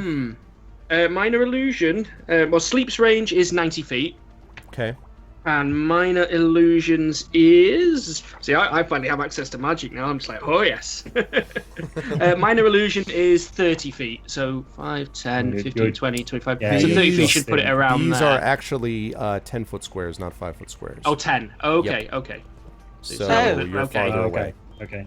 Yeah, so that would mean they can blatantly see there's That's nothing not where I... good. Actually, wait, hold on. Let me confirm that, because I think it's 10, but let me just make sure. Okay. Nope, I'm wrong. It's still 5 feet. You're 100% It's correct. fine. Okay, that's much You're better. 100% correct. I'll try the Minor Illusion, because that way if it doesn't work, I haven't wasted a spell usage. So what I'll do is I'll pull myself back to about here. And then Minor Illusion on this spot to make the biggest, angriest, going to eat you all monster noise I can think of. Thank you for telling us that. You know who's also gonna flee, right? Yep. Yeah. Yep. So they can determine, if they use an action to examine the sound or image, they can determine if it's an illusion with a successful intelligence investigation check against my spell save. Okay, so you go ahead and do that. So 5, 10, 15, 25. So you can get here with that illusion. Okay. From where you are. It's risky.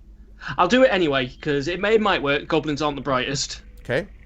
All right, go ahead and make. So let's see. So what sound is that going to be? The loudest, angriest thing that's going. I'm a dragon. I like goblins. 10 out of 10 sound effects, chap. 10 out of 10. 10 out of 10. Okay. So let's see. What is your what's the spell save difficulty that you have that they have to beat? Spell save difficulty is +12. Okay.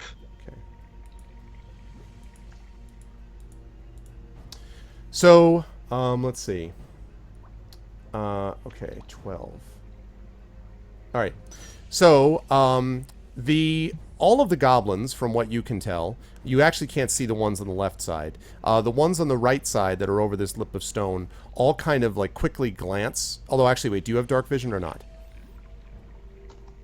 Celsig, do you have dark vision? I don't know. Okay, so you actually don't know what they do. Okay. You don't know what they're going to do. You do, however, hear the ogre go,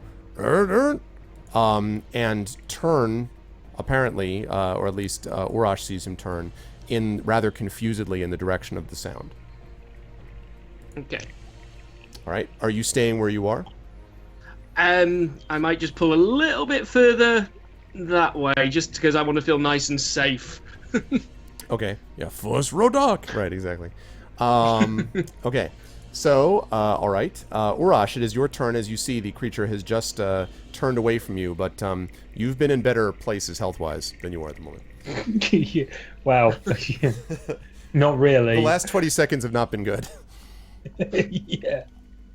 Remember that time when I had all my health points? Those were good days.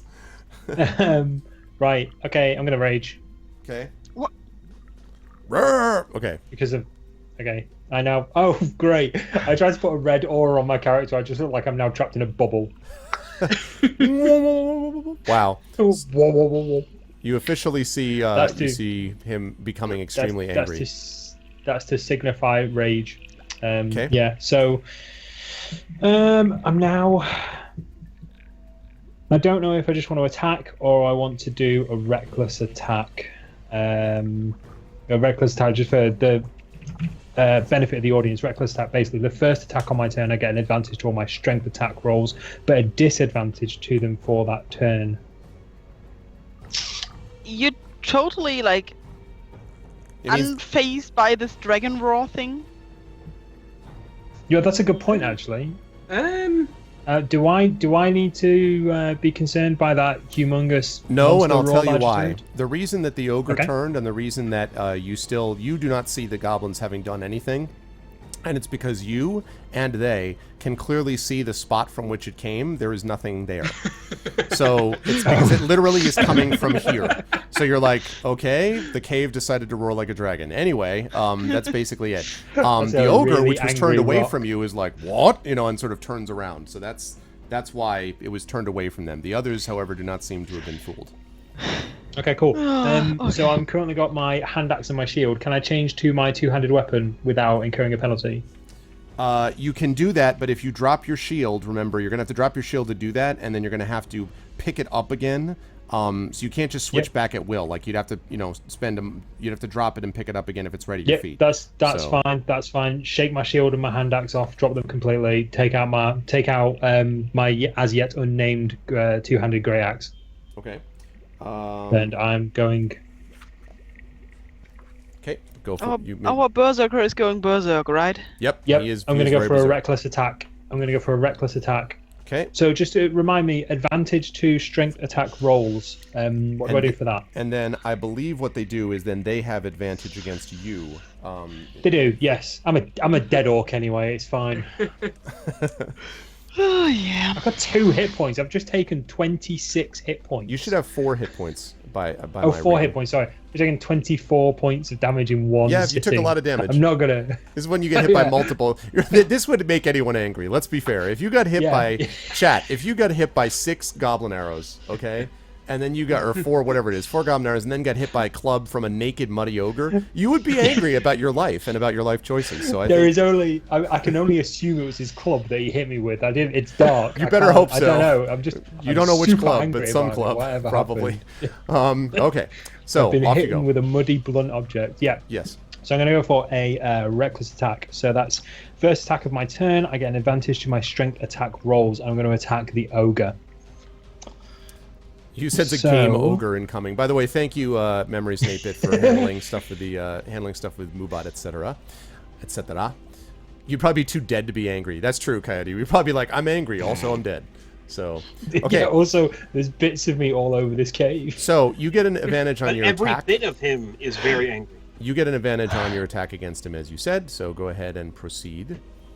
So just Cool. roll twice. You'll take the higher of the 2 results. This is also something in the roll 20 sheets. You'll be able to click on it, and you can roll it as advantage. yeah. So Well, there's 1. okay. I didn't roll 2 dice at once, unfortunately. So No, you I got don't a have to, 21, that's a 19. All right. take Either the one of 21. those actually is going to hit. Yeah, So cool.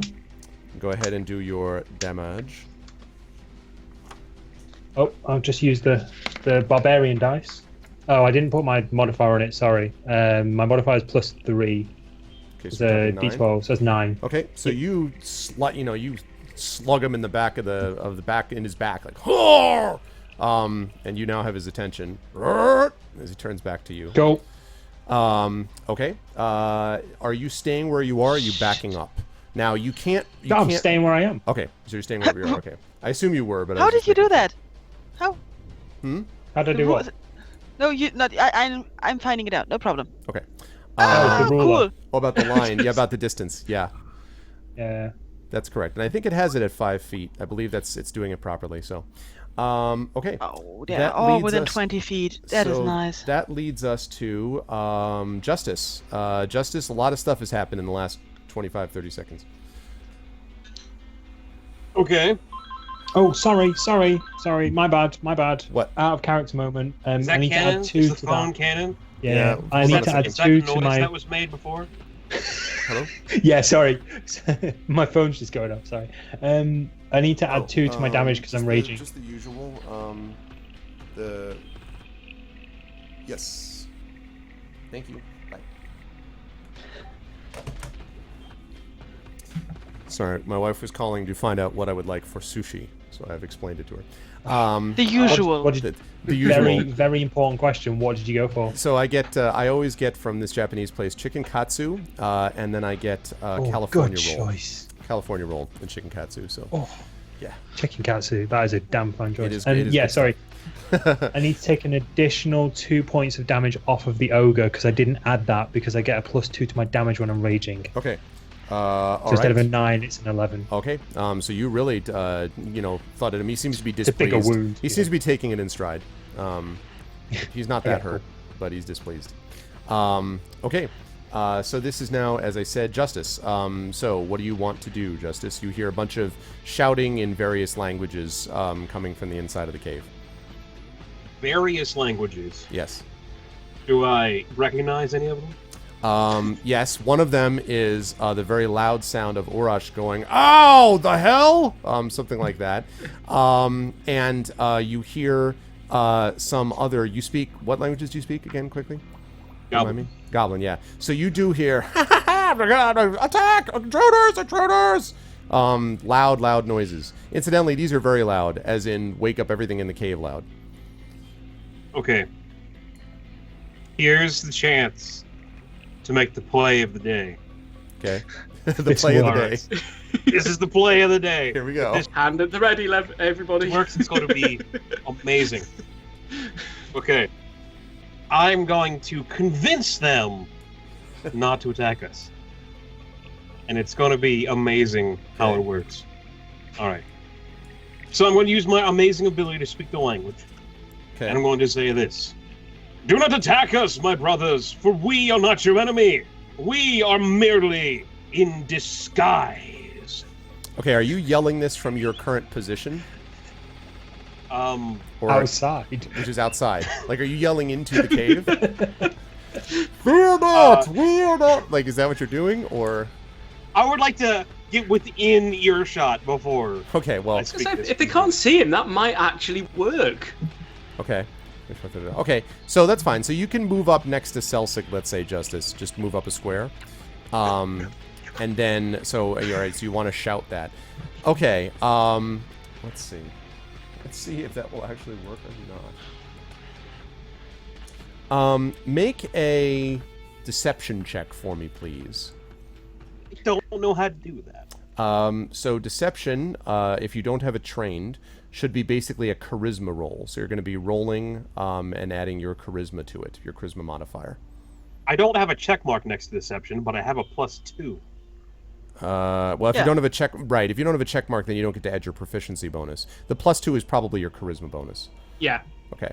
So go ahead and make a charisma. So go ahead and make a deception. Let's see how effective you are in this. All right, +2. Okay, please work, please work, please work, please work, please work, please work, please work. Okay, 13. Let's see. Let's see Please if any work, of them please fall work, please for it. work. Come on. Come on. Come to Papa. So you hear one of them off to the right say, "Hey guys!" This is all in Goblin, of course. They say, "Hey guys, maybe he's right. The boss didn't tell us anything different." They said, "Shut up! The boss told us we go after anything that goes in that cave. You want to be hurt by the boss?" "No, but I just said, so I don't care what you said. Fire away." And then another one yells off, "Blow it out your ear, whatever you are." And What? Blow out your ear? blow it out your ear. is what he Blow says. out your rear. Blow out your rear. He should have said Have that. a prolapse. The ogre misunderstanding the command. No, he says. Oh, not here. I Not mean, to me. it's- Not to me. Urash, roll against Constitution. It's a mud pit, but I don't know what's. I mean, Here's the question. you know the thing I- about kids and pools and when they have to go to the bed. I'm just saying. Like I don't. I apologize. Unreservedly. Anyway, so here's the it appears question, not though. to have functioned exactly as you wanted. I don't have deception, but I do have persuasion. No, this is deception. You are not able to persuade them because they can't even see you. I know you have a great voice, but your disembodied voice is not enough to persuade them on its own. You are attempting to deceive, is what you're doing here. Well, had I known that, I may have done something a little bit different. I thought it would go off of persuasion. No, because you're trying to deceive them. Because you literally just said, we are in disguise and we're not your enemies. That is deception with a capital D. So yes. Oh well. Maybe next Now time. you are. Now, do you want to stay where you are in the cave mouth, or do you want to move further in or out?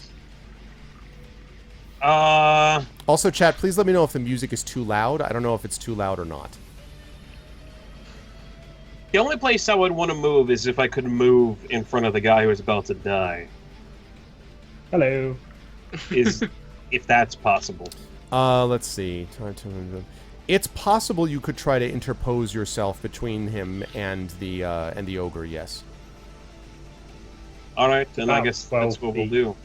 This is assuming that he allows you to do so. Like, I mean, you could slide over behind him, basically. Trying to get as you between a raging half-orc and his target. Right. In the dark. What music? There's no In the music. dark when there's lots of mud on the floor. Oh yeah, apparently chat's saying there's no music. Don't know if that's... Right. That's too loud. Is that too I loud? can't hear my ears. That's okay, I'll just turn Chrome down. How's that better? Could be trolling. Is that better? I can turn Chrome down myself. We can turn it down ourselves in the software. I wonder if I. Yeah, Oh god, do don't I have worry my about it. volume mixer up? I wouldn't have been able to hear anything. No, it's on. Music's slightly soft, but It's up. quite nice. Wait, no, I'm not getting that through Chrome, right? You would be. 'cause Yeah, it's you're the web getting that browser. music through Chrome. Yeah, it'll be through Roll20. Okay, just want to make sure. Okay, so all right, so you interpose yourself, and the other creature. And by the way, though, I should say, as you do that, Justice, you just are able to see him, and you sort of step in front of the clearly raging figure of your friend, and you. Brave man. You can now see like the large naked form of the ogre above you, but you don't see anything Oh, else. jeez! So you're like, yeah. Okay, so that leads us on to Greta. Greta, there's a lot going on here. Yeah. Okay, so now two of my party are engaged in fighting, and one of them, the one who's not currently dying, can't see anything, right? Well, he can see the ogre directly in front of him. He can definitely see that. There's enough light streaming in to show it. He can't see anything beyond that, though. Maybe I should help with that. The mud does not look like it's oily or something, right? No, it looks Okay. looks like very kind of watery mud. If Hopefully, a hopefully spell it's mud. says- Let's all hope. If a spell says something about a Oh, 20, you had to say that, didn't you? if it says something about a 20 feet cube, Right. then is that cube just in front of me? It depends. It can say that you create a 20-foot cube from where you cast the spell, or it may say that it emanates from you. So it'll say in the spell description if it's a 20-foot cube coming from you or not. One moment. Each object in a 20-foot cube within range. Within range. So what's the range of the spell? 60 feet. Okay, so you're casting it at 60 feet, and at the spot where you cast it, it's a 20-foot cube that comes out from that spot. Okay.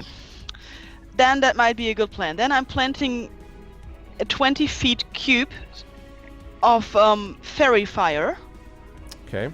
which is I'm going to plant it like here, so it goes like this. It should. I measured it from myself, so it should be possible to do a 20 feet cube that just encompasses all of these guys. You know, everybody. All of A them? 20-foot cube. No, Look- a 20-foot cube is not going to do anything like that. A 20-foot cube would be able to get these two You could, in a 20-foot cube, you might be able to, I'd have to count it, but you might be able to get these guys. Like, you could get these 3, or you could get It's these 6 3 squares. over here. Yeah. Okay. Exactly. So you can get left or right, basically. Is it worth it then? Now the question, rather to heal our raging berserker, or to make everybody see all the goblins? Actually, Pyron, I would say go with heal because I can do dancing lights on my next turn, and I can create up to 4 lights that can be within 20 feet of each other. So I can pretty much cover the entire entrance of the cave. So see, I can have like a light here, then within 20 feet I can have a light here, and then I can have a light here. I can chain them. What the heck is this arrow thing? When did that happen? Yeah. So We found the measuring icon tool. on the left-hand side. I'm going to just run up to Urash then. Like, can I move, please? Move it. Move. And Okay. touch him for a cure wounds and hope he does not resist. Okay. Do you resist? You don't resist, right? You're probably too angry to busy know what's going on. foaming at the mouth Yeah, and yeah. like trying not to get like, I'm what so I presume to angry. be mud on me. Okay, here we Yes. go. So angry and confused. 7 hit points for him. Okay. That's better than... So it's back up to 11. You feel a little better, Arash. Yeah. Yes, BH Games. This is Dripping Caves. This is the Storm King's Thunder. For those of you who have just tuned in, we're closing in on about an hour remaining. We are the GOG stream team. My name is Arvin Elleron. This is Pen Pixels, my weekly show, which focuses on story and narrative. Dungeons & Dragons is my favorite game because I love it best dearly. game. It is the best game. best game. And I am playing a session with these folks who've been doing a campaign. We've just started Storm King's Thunder. They went to the village of Nightstone, which had been under attack. They decided quickly to leave Nightstone because they're like, oh god, and they followed some tracks of villagers up to this cave and are being attacked by, at the moment, 5 goblins and a naked ogre, and that pretty much catches you up. So there we go, and okay. Previously so on Pen and Pixels. Greta does that, and now it is the bad guy's turn. It's a target-rich environment for the goblins on the right. So they are going to, let's see, fire at, let's see. They're going to fire at the form of, let's see, 2 of them are going to fire at Justice, 1 of them is going to fire at Greta. So, the ones that fire at Justice, we have got a 17 and a 23 to hit, Justice. Are either of those or both hits? I have an armor class of 16. Okay, so both of them are going to hit. I have an armor class of 16. Okay, so both of them are going to hit and are going to do a total of 10 points of damage, 5 each. As you were struck by those. Greta, the one that aims at you, gets a 10 to hit, which I believe is going to miss. Yeah. No, that doesn't impress me. Okay, then 2 more on the other side have their best chance to fire away, and they are going to aim at the person closest to them, which unfortunately is Me. Urash. The first one So just to misses let you badly, know- but the other one Okay. unfortunately crits. Okay. Oh. Ah, no. You take 8 points of damage from that attack. Because of my totem spirit, I am resistant to all damage except psychic, so I take half. Oh, okay, awesome. That means you only take 4 points of damage from that then. Thank Puts you. you at Thank 7. you. And let's see. And actually, you did a reckless attack, right? So that one actually should have gotten another roll Did. against you. Yeah. So the other one does hit because they get advantage Okay. on you. So that's a 23 to hit, and they are going to do. I was going to this say, one is- damage? This is only going to do 3 points of damage. So basically, it's going to do another Okay. 1 Well, point. So you got 6 Oh, points okay. total left, right? 6 hit Okay, points of damage left, I sweet. believe. Yeah, Now, first do of that. all, you hear this one. So the creature that's facing you goes after the large dragon creature that has suddenly appeared, and the ogre swings at you. However, misses pretty badly. Well, not badly, but a 13 is going to miss. Yep. Well, I have an armor class of 13, so... Thank you, Beach Games. Okay. No, I was talking to Justice. Oh, Justice, sorry. So I thought you were still talking to me. I thought you were talking to him. Nope, I'm talking to Sorry, Justice. I apologize. I did mention the large dragon-like creature. That is not the last time. What'd you say? I said that I they. thought you meant the dragon noise that he didn't No. see. No, no. I am talking about the Dragonborn, and it's 13 Okay. against your armor class is a miss, right? You said you have a 16, Justice. Yeah. Okay, so he misses you and seems kind of annoyed by it, and then you hear this.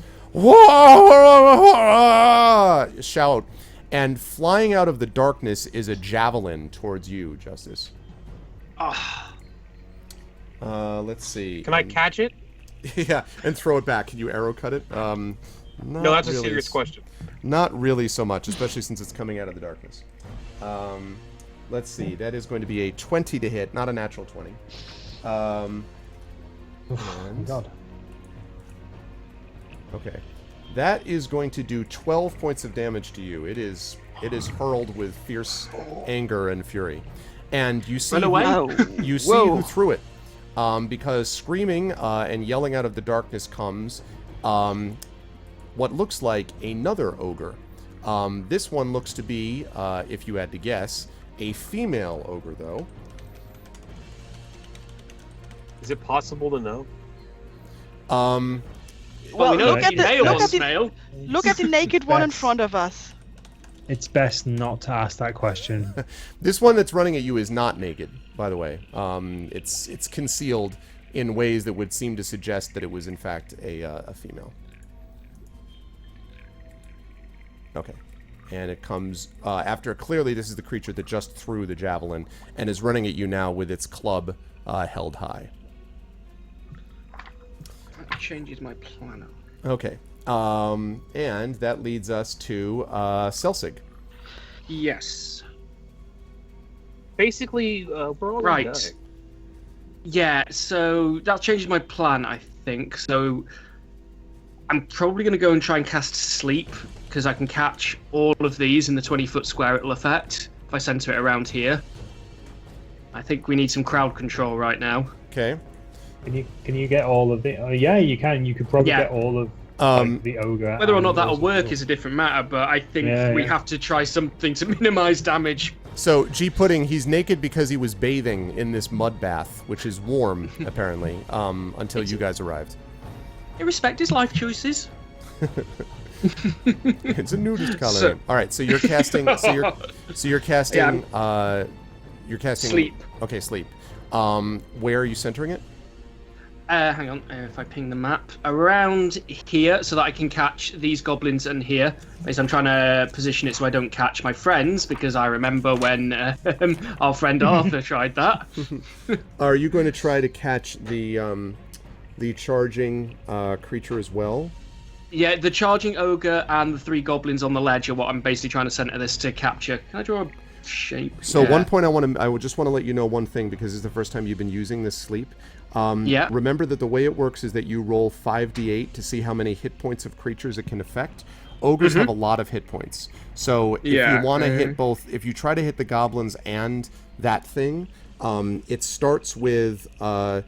it works its way up. So you have a shot to do it. I mean, but it starts with the lowest current hit points and then works up. But the chances are not great that you'll be able to get all 3 goblins plus the ogre. So I'm just letting you know. No, that's fine, but I'm not sure what else I can do because it's essentially pitch black inside the cave where everyone's fighting right now. Right. So really my only choices are cast light, so hooray, everything's a bit light, but next turn the goblins fire again and everyone takes a shower of arrows, or I try and stop that happening. Okay, That's so really the only 2 options the way I'm looking at it. All right, you're barely able to see that spot. So you could cast a cube, Yeah. but you actually would need to get closer if you wanted to cast it further in because you can't see. Yeah, if I so- move... I guess I'm going to have to move up to about here. Okay. Try and shield myself behind everyone as best as I can, being the brave rogue that we all know me to be. You guys have quite a cluster. If only one of these was an ogre magi with a fireball spell, it would be a nice toasty evening. Yes. But And suddenly, out of the darkness, yeah, exactly. A fireball Okay. emerges. God damn it. Okay. So, So so you're going to 5d8. cast that. All right. Go ahead and roll 5d8. This is to see how many Yes. hit points of creatures it affects. oh, 19. Okay. It's not bad on 5d8, I think. Let's see. Two ones and an 8. Okay. 2 of those ones. Okay. So you don't know what happens, but you hear one of them yelling, "Hey, hey!" And you hear so Justice, you hear one of them yelling, "Get up! What are you doing? Get up!" and you hear one of them yelling at the other two. So let's Okay. suggest that they are... I don't know why you're not showing me. Show me sleep. Why do I not have a sleep thing? Roll20 should have a sleep thing. Alright, this is them sleeping, clearly. I think we can all agree. My Dalkin. Alright. Yeah, it is, isn't it? My name is Abe. Okay. I used to work here. Alrighty. So, okay. So you have done that, and you are where you are. You moved forward about 10 feet or so. You could move back away again if you wanted. I shall, and then I'm going to use my cunning action to hide myself Okay. as a bonus action. Should we perhaps leave the cave? I'm thinking that might be wise. There's victory in running away and living. In the meantime... We've got a raging berserker. Let's see how that leaving things works out for us. Let's do it up, Arash. You're up next. I'm just checking the battle laws of Tempest just to see if I'm allowed to leave a fight I've initiated. I don't think you will. No, I don't think I am. I have this image in the middle of the fight. You're like, excuse me, I need to check something. I'm really, really upset, but I need to find out if I can... Oh, like flipping through the pages. It says right here in subsection 3. Let me just check this scripture just for 1 second. Yeah. He just opens the scroll into the mud. All right. Pull the script out of your pocket. I pretty Follow much the would battle rule that is and not go back likely down for you from to the happen fight. as a There we go. rager. So Yeah. you are It raging says away. here I get another shot. Now you have From the the front of the Dragonborn cage, in you the just way. hear, I'll bring hell from exactly. the battering of feet. So you'd have It's to basically- shift it's to your basically left. So because Basically like the Abaracus in the A-Team when you try and make him fly. You're going to have to put me asleep in order Exactly. to get me out of this I don't want to do fight. that. I pity the So fool who wait tries your to turn do then it. before you're unconscious and track you. Yep. There you go. I could do that, perhaps. Yeah. I did Okay, beat him in an cool. arm wrestling competition. This is true. I'm not the strongest man in the world. I'm just the Okay, angriest. let's continue fighting something. Yes. Absolutely. So, Is it my go? Yes. yeah, your my turn, turn's Oroch. over. I should be successfully hidden. Yep. Yes. Well, I mean, from Okay. seems good so far. They seem occupied with other things, not you. Let me find Okay. hidden. Urash, take him down. Cool. I'm gonna hidden. go after him. This is a regular attack, by the way, Oroch? Yeah, regular attack. Okay. I only get to do reckless attack once. Okay. Let's see. Oh no, I lie. I get to do reckless attack on my first attack of the turn, but regardless, this is just a normal That is a attack. hit. This guy Cool. is not that difficult to miss. It's pretty difficult Cool. to miss. But I'd hope not. Yep. I'd be a bit ashamed of myself if he was. 1d12, also known as the barbarian dice, and plus 5 because I've got. Is it plus 2 damage? Yep, plus 2 damage if I rage, and that's the modifier. Cool. Pasha! 6, 11. There you go. Okay. That's another big chunk. He still seems to be hanging in there. Let's Go. see. That's me. All right. That is your turn now, Justice, and Greta, you're on deck. And it means you're up after him. So, Justice, you're up next. What I want to do. Let's convince them again. Let's. I what's love the your current- cell save. What's the current situation? Hello, going? Ninja. So you have your Kill the- berserking kill the Give me a friend rundown. has hit Give me a so he's rundown. hit the ogre a couple times. The ogre is been hurt but is not killed. There are you hear two snoring something. You assume maybe goblins are snoring up there on the ledges to your right, although you can't really see them. And there are two other goblins on the ledge above you, up top to your left. You can't really see either. And there's also another charging creature from out of the darkness that just threw a javelin at you. So that's basically where you're at. And I'm still almost dead. Yes. What? That has not changed. How is our orc doing? Slightly better than he was because he was healed by Greta for a bit, but he's still Okay, whose you turn is it after mine? Greta's. So, okay, so if I do anything, she can possibly heal me. All right, and I am up front, so I want to set something on fire. I want to not die. I would like to not have a party wipe. Yes, that would be a very good thing. So how about we work together and I set something on fire and you heal me so I don't die? Yeah. I've also got on my next turn I could potentially use my second spell slot. I'll be out of spells and I can cast Color Spray and try and blind both the ogres. Well, okay, but you can figure that out. Remember, you're not. Yeah, I don't want to do too much out of combat thinking, out of game talking, because you're in the middle of a fight. I do want to mention, by the way, don't forget, Justice, that you have a second wind ability that allows you to use. I believe you have as a paladin, but you correct me if I'm wrong. Also, I think you have. You should have some minor at level 3. I think you have a lay on hands thing. I do. I've had that, which would allow you to heal yourself. So I'm just, and also Urash. So I'm just letting you know about those different options for heals that you could also do in addition to just, taking it to the ogre. I know about that. Well, here's the thing. Taking it to the streets. What I wanted to do is I wanted to use Bless on our surrounding group, which would be good. But I also want to not die. Right. If which you would start be bad. Right, and if you start casting a spell with that creature right next to you, the chances are good it will try to attack you while you're casting that spell. That's kind of it's more or less, it would get an attack of opportunity against you if it chose to take it. Now, these are not very bright creatures, so they might not, but there is a risk. So my thought is that instead I could use fire on them. Because I still have my fire breath. Okay. Like, I can't do both in the same turn. I don't believe so, unless it says you can use your fire breath as a bonus action. But I don't know if it does that. Probably not. I don't know where I would read that. Let's say it under the... So I'm going to look it up quickly, but decide on your own what you'd want to do, like, regardless of what I tell you. Like, if it says... Let's see.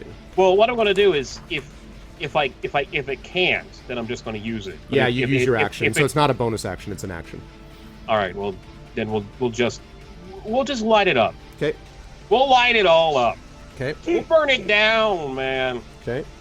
Sounds suspiciously like I'm done with Greta. this crap. I got a freaking disgusting ogre thing in front of me. It's friggin' goblins yelling nonsense all over the place. I gave him a chance. Orc thing in front of you. That's me. Well, No, the other disgusting one. It's an ogre in front of you, not an orc. Oh, okay. So, you can do that. So go ahead and breathe. You can do that. You're only going to be able to get the ogre because the other creature... Actually, let me see if you can hit the other creature from here. If I considering that I'm where my character is, I would think I should be able to hit both of them. 15 because he's not cone. Behind a wall. Yeah, well, you will just be able to get them, I would say. This is fire, right? This is fire. If I go this way, I'm probably going to light my own guy on fire. So let's not do that again. Right. What you need to do, what you're going to need to do is you're going to need to this way. What you're going to need to do is you're going to need to have you and Urash change places, and then basically, so just shift. He shifts right, you shift left, and then you're able to breathe directly, and that will just get this charging creature. Yes. That'll work. Are we able to change places without incurring any penalties or anything like that? Can we yes, just sort of because it's within a 5-foot area. Yeah, you're able to move more or less freely within each other's squares. Whoop. You just can't end up in the same square. So you're like, yeah. So all right, go ahead and breathe away. So this is going to be. Let me see. So the DC is 8. So what is your Constitution modifier? What's your plus on your Constitution, Justice? I got a big old 0. Okay, and your proficiency bonus is a 2, right? Yes. So the DC is a 10. All right, so he's got to beat a 10. Let's see, and it's a Dex save. Considering that one guy's in the mud, so he'll move slow. No, that's exactly right. Actually, both of them are hit by this. So that means that you do a total of roll 2d6, please, to see the amount of damage that you do. Oh, please be a lot. Please be a lot. I want to freaking make a campfire out of this. No pluses? No. All right, here we go. Fire it up! Fire in the hole. 10, that's pretty solid. Okay, so That's they good. both take it all. And let's see. All right, so both of them roar in anger. Both of them are angry. And when they are struck by this, They are, let's see. Neither one lights on fire, but Dang they it. are both burned and are, you smell burnt ogre. Well, that has to be pleasant. Yeah, it's not the best smell. Although it's, it's kind of like medium rare. So, yeah, it'll all be ogre soon. Nice memories. Well done. I see what you did there. Oh. All right, Justice, you can shift back to where you were, or you can stay where you are. Essentially, you have, that's pretty much what you could do. You could technically move through the square again, but doing that could theoretically provoke an attack. So, I think I'm going to stay where I am, but I'm going to turn my position to kind of block the archers a little bit. Okay. And give me 1 second. I want to check something quickly. And then I'll be over to you in just 1 second, Greta. You better heal me.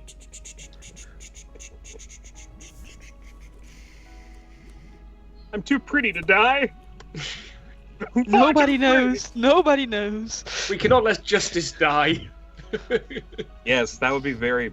And today, Justice died. It's just the guy actually have a Judge Dredd comic called The Day the Justice Died. Say the Justice Yeah. died. But I want to set something on fire. The day... Well, we already did fire. No, not we did fire. You did fire. It's like, like the doctor. Are we going to have an injection today? No, just one of us isn't. That sucks.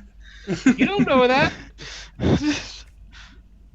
Okay, You've not been to every doctor. All right, thank you. All right, Greta, you're up. Okay, how bad does Justice look now if I look at him? How is is Pretty he bad. pouring blood on the floor? Pretty bad. Okay, I Probably heal a little Justice. worse than Urash. Okay, yeah, if I can't just chuck a healing potion into his mouth, right? No, I'm not just when so he's facing away angry. from you, and certainly not when he's fighting. His mouth has just recently breathed out fire, and Yeah, so, well, yes. that might be nice. Like, here, refresh it. it's like mulled Okay. cider. I'll just warm it up in his throat. Yeah. Okay, and then in that case, I'll just, oh yeah, I've got one more cure wounds, so I'm going to use one more cure wounds. Okay. So go ahead and find out how much you heal upon this 6. person. Okay, so Justice, you're up to 10 hit points now. Yay! I'm not immediately dying. Okay. Yay. All right, Greta, are you staying where you are? I'm going to just move back a tiny bit, like this. Okay. Like this. Um, Like just behind the corner. You see what I'm doing there? Yes, gotcha. Okay. Mhm. All right, the bad guys go. First the goblins. So, from the ledge you hear, and you hear this, Justice, you hear this as, hey, wake up! And you hear a loud slap. Whap! And then you hear, "Argh!" And so one of these goblins seems to have been woken up by the... Thought was around. Does my party realize this? Well, I mean, you're not sure. We did- We did not know that they were put to sleep. We don't know what they're saying, so... Right. Am I able to inform them or not? Because You could certainly- I've already done my stuff. Well, you can yell out on, pretty much you can yell out like, hey, they're awake. You could yell that out safely. If you All wish. right, they're waking up. And you don't know how many of them, but in practice, there's just one that's been woken up. The other one did not move because he used his action to try to wake up his companion. So the other two get to fire at you, and they will fire at, let's see, Justice. Okay, Urash looks to be their closest target, unfortunately for him. You'll be happy to know that the first one missed you with a 9, and the second Good. one missed you with a 12. Twang, twang. And that's still a 12 even without the shield, yes? Yes, yeah. Okay, wanted to make Well, sure. I've got 13 without the shield. I had 14 with That's the what I shield. thought. Okay, just want to make sure. Yep. Okay. Now, this ogre here is still, Mr. Mud Guy, is still focused on Justice, who just burned him. And so, he hits you rather solidly. And by solidly, I mean with a 25. Oh. Let's see. That's just a hit, though. That's just a hit. Yeah. He It does still sounds like bone It crushing. sounds like Yeah. still does sounds like you're 12 gonna miss points a of lit. damage to you with his club, Justice. Why did what did I heal you even for? Because Well, it would have been I even would worse. be more dead. if you You'd be didn't. more dead, exactly. Justice crumples to the ground, and the other creature comes zooming up, I'm also out of cure wounds. running at Urash, and swings wildly and misses you. Okay, and you can now see that it is indeed another ogre, so it swings wildly. And everybody thought it would be a Scream. bad idea to try to get some Yeah. information in the town. And just blindly walk into a cave. All right, Celsic, your turn. So at this point, I'm starting to think the survivors are either no longer survivors or didn't come here voluntarily. At this point, we'd be lucky if we're the survivors. Yeah. You're fine. God. Right. Well. We're So I'm doing gonna well. take about half my move, I think, as I measured it, to come up to about here. Okay. Trying to stay hidden the whole way. Hopefully everyone's a bit too distracted to notice the tiny thing sneaking in the dark. Okay. They do And not I'm seem to be gonna- focused on you at all. Excellent. So I am going to take a stab with advantage at the wounded male naked ogre. And I'm probably at a really bad height, being 3 foot tall for this, to be right So, in front of a naked I ogre. do want to say we're zoomed in here a little bit, but I do want to say that you can't. Not everyone can be in that square. If Okay. you want to move around, you can. 20. So Find him. here's the deal: you can do that, and you can do it this turn. But to do it, you are going to have to literally get into the pool of mud. Right. That could be good because he'll be hidden then. Also, That's must true. be good for the skin. That's true. We'll just be there like this. Just... Very true. We don't actually know how deep the mud is. No, you do not. That being said. So I might have Well, to read. presumably the ogre could wade through it. Right. The ogre. That's correct. And the ogre, obviously, his Yeah. only his up to his torso, is covered. So How lower torso. tall is an ogre? Ogres are usually about between 9 and But 10 then- feet tall. Yeah. So yeah, that if he's wading and it's about torso, then that's probably deeper than I am tall. Ah, poop. Okay. In that case, I'm going to change my plan of attack to this. I'm going to go there, out here, and I'm going to use color spray, which is. Let me pull up my spell here. Doopy-doopy-doop. It's going to be pretty. Right. For a minute, so- I thought you were doing that plus the stab, and I'm like, how are you doing this? No, and I was like, no. you're doing it instead. Okay, that's fine. Change your plan, because I'm probably Okay. going to drown in mud if I try the attack the way you said I have to do it, so I don't want that.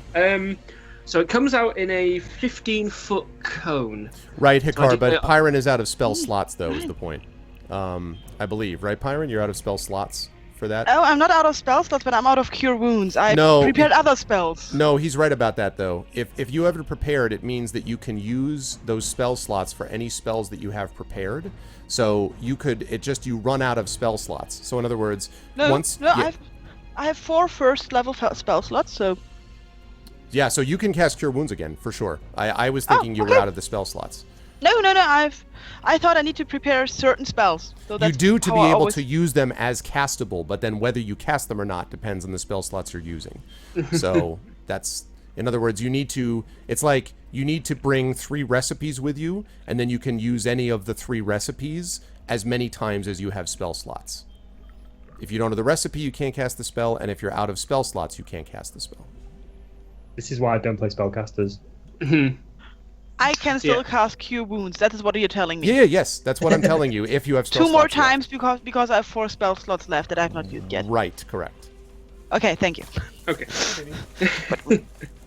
So because I'm not really sure what else I can do at this point. I'm going to cast color spray, which is a first level illusion. So I'm going to attempt to summon a dazzling array of flashing colored lights in a 15-foot cone, aiming to Hold hit on, I'm both sorry, of the Stephen, hold ogres. on. I was just saying hi Okay. and bye to my daughter. I beg your pardon. Okay, that was all right. Thank you, my love. So say that again. Yeah, so I'm going to attempt to cast color spray. It's a 15-foot cone, so I'm going to attempt to hit the ogres and miss my allies. So I'm thinking from about here should do it. Yes, that will. Yeah, you're gonna need to. Okay. Well, Okay. 15-foot cone. Marginal. If you I would say... Shift a bit more in that. Yeah, Yeah. right there. I would say to be safe, you probably want to shift up one more square. So about here. Or forward one, too. Like, Okay. forward one from where you are. Like, in other words... Like that? Here is what I meant. Okay, yeah, Because okay. you could then go straight forward, and that would, I think, just miss that. Well, actually, no, I take that Yes. back. This is going to be hard not to get them and not anybody else, to be honest with you, because of where they're located. You could probably, let me see, 15 foot. Yeah, there is a way. There's a way, but it's dangerous. If you go here, you could theoretically cast the color spray. There is, however, a chance that this one is going to be able to attack you as you're doing it, but it might not be even paying any attention to you, in which case you don't have to worry about that. Okay. So I still have some movement left, so I can probably deal with this famous last words either way. Okay, we'll go with that, yeah. So I'm going to cast Colour Spray on them. Okay. So I need to roll apparently 6d10. Okay, here we go. 20, ooh, that's not good at all. A lot of average numbers. Yeah, 23. So, yeah, it's the lowest hit points rolling on spell. Okay, let's see. Lowest current hit points are affected by this.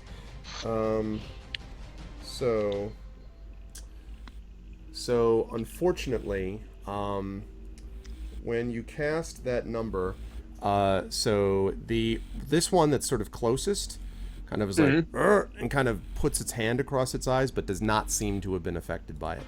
Ultimately, the other one is not affected either. And it really has to do with hit point totals. Although, actually, wait a minute. I take that back. 23. I take that back. I'm wrong, because it starts with a lower number, so I take that back. This one is not affected, but this one actually is. This one does seem to be like, and so it actually cannot, it sort of like casts its arm over its eyes and can't actually see what it's doing. Okay. And so I think, let me just double check. So I was here, and I've moved sort of forward. I should still have about half my movement. So I'm going to use my cunning. Oh, no longer hidden, by the way, so I'll get rid of that marker. But yeah, I'm going to use my cunning action to disengage, just in case this big ogre bugger here has spotted me. Yep. So I'm going to use my cunning action to disengage. And then I'm going to move back to here. Okay. And it did not, in fact, pay any attention to you until you did that. So, okay. So you have successfully blinded one of them. Okay, Urash, your companion has gone down next to you. You have an ogre in front of you that's like kind of whirling about and holding its sort of and clearly can't see. And then its other, the one next to it, maybe its mate, which clearly can see. Sorry, which one can't see? The male or the female? The male, the one that's in the mud. Okay, cool. I'm going to attack that one again. Okay. Because I'm a one-trick pony. Because I'm one-trick pony. I'm a one-trick pony. Okay. I'm a one-axe pony. Right, so attack, d20 plus 5. Cool. And roll the dice. 22. Hit. And roll the damage. Whoppa!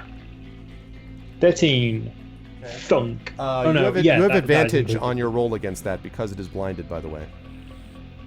Does that mean I get to roll again? And You hit could the roll higher one? again just to see if you crit, basically, because you already hit it. But So you want roll attack or damage? Roll attack. The damage will keep, but you get to roll again and see if you crit it instead. In which case, the damage would obviously be higher. So you can just roll another attack on it. Yeah, same deal. So you hit it and you do 13 points of damage. It's now looking pretty hurt. It's not dead, but it is looking pretty hurt. And it kind of sways back and forth. Okay, that leads us to... you're staying, I assume, still where you are? Yes, I am. Okay. Justice, I need you to make a death save. And so what you're going to be doing is rolling a simple d20. And I don't remember, actually, if you had your con modifier or not. Let me check. I don't remember.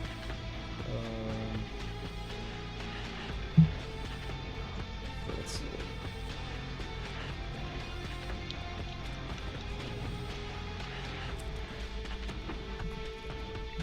Let's see. Yeah. So you are just rolling a d20. Your target is if you roll a 10 or higher, you succeed. If you roll a 10 or lower, you fail. Okay, so failed 1. So you have 1 failed saving throw. Not even close. If you fail 2 more times, you are dead. Yeah, well. But if you succeed twice more, then you are successful. If you critically succeed with a 20, then you actually are back up to 0. I do need to warn you, if you critically fail with a 1, you take 2 failures. So there is 1 unless somebody stabilizes you in the interim. Okay. All right. For a moment I was about to ask if you wanted to move, and then I'm like, no, you move through the afterlife, because that's where you are right now. Okay. Right now you're having a nice conversation with your grandma, your grandma Dragonborn at a table, and she's talking to you about how lovely it is here. All right, Greta, you are up. And are still hale and hearty. Yeah, I'm feeling fine. I'm just not setting anything on fire, apparently. Okay, so let's heal them both. I'm going for the bigger guns now with a prayer of healing. So for both Justice and Urash, each of them 2d8 plus 4. Ooh, very nice. And that starts with 0. So Justice, that means you start from 0 to determine that. So go ahead and make your 2d8 plus 4. You roll for 1. It's an area effect, right? Nice. Okay. So both of you guys get 14. So Justice, you're up to 14 now because you start up at 0. So your eyes flicker open. You're like, when you see a naked muddy ogre over you. And Urash, you're up to 20. Grandma! Exactly. Oh, God. She was giving me her fruitcake. Okay. So, Urash, you're up to 20. Justice, you were at 14. You're still prone, though. Grilling sausages. You're on the ground. Okay, let's kill them all off, okay? Because next round I really want to set something on fire, please. Okay. This is stressing me out. All right. Now it is back up to the top. Greta, you're staying where you are? I'm just staying where I am. Okay. So you Still got a full health ogre to go through. Okay. No, not too full health. You have one very... Maybe it burns! You have one fairly close to dead ogre, actually. And the other one, however, is at full health. So one of them, you hear the same shouting in the darkness and another slap, and it seems like the other one may have been woken up. So only one goblin fires from this ledge at you, Urash, and misses badly. 2 fire at you from the other ledge. Let's see. 1 misses. 1 is going to get you with a 19. Yep, definitely. Okay, and that is but only a glancing blow. That is only, let's see, 3 points of damage to you. Okay. From that one. Okay, and then the ogres go. The blinded one swings wildly in Urash's direction, but misses badly because it's rolling at disadvantage because it can't see. The other one attacks, though, and does hit with a 20, not a natural. Yep. Thank God. It's always important to say that right off, so people are like, wait, what? Yeah, it is. Yeah, it is. Okay, let's see. So... That moment you realise we should have drawn them outside through the bottleneck instead of charging them. So you take 10 points of damage from that club hit. These are big clubs. So you're at 7 at the moment, Urash. So is that halved because of my rage? Oh, yes, I'm sorry. Quite right. So that means that you take 5 points of damage only, so you're at 12. God bless Manny the Mammoth. Yeah, that's right. Okay, now we are up to Celsig. Tempest Blast, sorry. Celsig, things are... Now it's up to... now you're up to Celsig. Get out of the range of the archer. Right, so I'm going to shift up to here. Well, move up to here. So yeah, just... and I'm going to pull out my short bow and try and take a shot at the ogre. Is that possible? Sure. Which one? The one that's nearly dead. Okay. Let's try and make it very, really dead. Okay. Fortunately for you, it presents a rather large target. Excellent. So it's 1d20 plus 5. Also, you get advantage against it because it is blinded. Ooh, so that's roll twice. 2. Yeah, 1d20 Indeed, plus 5. Right, roll once. 23, and roll again just in case for critsies. Nope. Oh, I'm going to go with the 18. All right, go ahead and roll your damage. Yeah, probably would. Yep. So, and I'm going to apply my sneak attack for 1d6 bonus damage. Yep, for sure. So, let's see now. This is where it gets complicated. So it's 1 roll million damage. Yeah. Right, hang Just on. queue up all my dice there. D6 plus. You're actually having to type in the macro, aren't you? Yeah, you can't do this with the basic dice roller. It's a bit complicated. I should probably have this ready to go for the next time. This is 1d6. okay. This is another thing you can work on in between campaigns. Is that Yeah. in between sessions? 1d6 plus 5 plus 1d6. Oh, I still get to roll the dice though. Excellent. 12. It gives a horror and tumbles forward, face down. Actually, I shouldn't say that. No, it tumbles backward because of where you hit it, and makes a massive splash in the mud. And as it does so, it splashes, and this mud goes flying up, and a massive wave of mud, and you hear some shrieking from the ledge above it. And also, you look over and see that the other ogre is now clutching at its eyes. It is covered with mud, where its mate, presumably, is now lying in the mud, gradually sinking below the surface, incidentally. Okay. All right. So you have taken it down. Are you staying where you are? No, I'm going to use the rest of my move to... Yeah, I can do that. So move to about here. Okay. And then use cunning action to hide again. All right. You cunningly do so. All right. That leads us to Urash. Urash, things are beginning to look up a little bit. You have an injured ogre still in front of you, which is currently blinded. Blinded by the mud this time. Sounds like you're such an assassin in training. You really are. Hey, If you I've don't been become taken some to... sort of assassin by the end of this campaign, I'll be very surprised. I took a different archetype, but still. Every time that happens, not his cunning action does not require him. I don't believe your cunning action allows you to do a hide automatically. Actually, or does it require a stealth check on a cunning action, or does just give you a hide attempt? That's a good question. That's a good question, Starkable. I was assuming because it was his cunning action that it didn't require a check, but maybe it does. Go ahead and double check that. In the meantime, Urash, what do you want to do? Attack the ogre. Okay, so go ahead and make that roll. Wait, no, Justice is back up, isn't he? Yes, but Justice is after you. Yeah, no. I just wanted to make sure that he wasn't like still dead and bleeding. Nope, on the floor. he's prone and kind of looking around him, rather confused. But yeah. Cool. I don't want my large metal battle brother to die. So yeah, I will attack the ogre. Roll the dice. Hit. 19. And yeah, that's a good point, Hikar, but it's good for him to know anyway, and for me to know, actually. Although he gets a lot of bonuses insofar as this is a lot of it happening in darkness, and that he has not been the focus of the attacks. So yes, hit. Go ahead and roll your damage. Is this do I get an advantage or anything like that because they're blind? Oh yes, you do. So you might as well roll again to see if you crit. Yeah, that's correct. Yeah. You do get advantage. Okay, just quickly off. Hey! It does say... Oh, I critted. critted. Right, Yes! okay, so there you go. I crit. Now, when I crit, I can use Savage Attack, which means if I'm using melee damage, I can roll 1 weapon damage again and then add that to my total damage. So you're going to have max damage and then again and another weapon damage roll. So max damage first. And by the way, in case anyone's wondering, that is my house rule because I think it's better. So crit damage means that you does maximum damage. So your maximum damage would be 12, right? Plus 2. 1d12 plus 5. Oh, so 17 plus 2 for the rage, yeah. right? 19. And now add another die no, roll. it's 50. Yeah, sorry, yeah, 19. Okay, 19, and then add another 1d12 to that. Cool.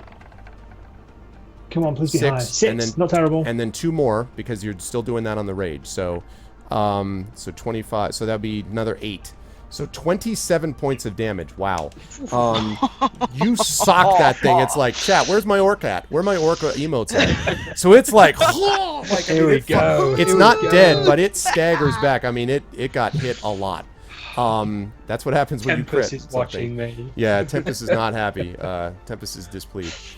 +1. Yeah, right, Hikar? I'm so sick of the, well, actually, let's calculate it. You critically hit, man. No, you do max damage. Of course, you could also be critically hit, so. Anyway, okay, and you're obviously, I'm not even going to ask you if you're staying where you are, because obviously you're going to do that. Yes, I am.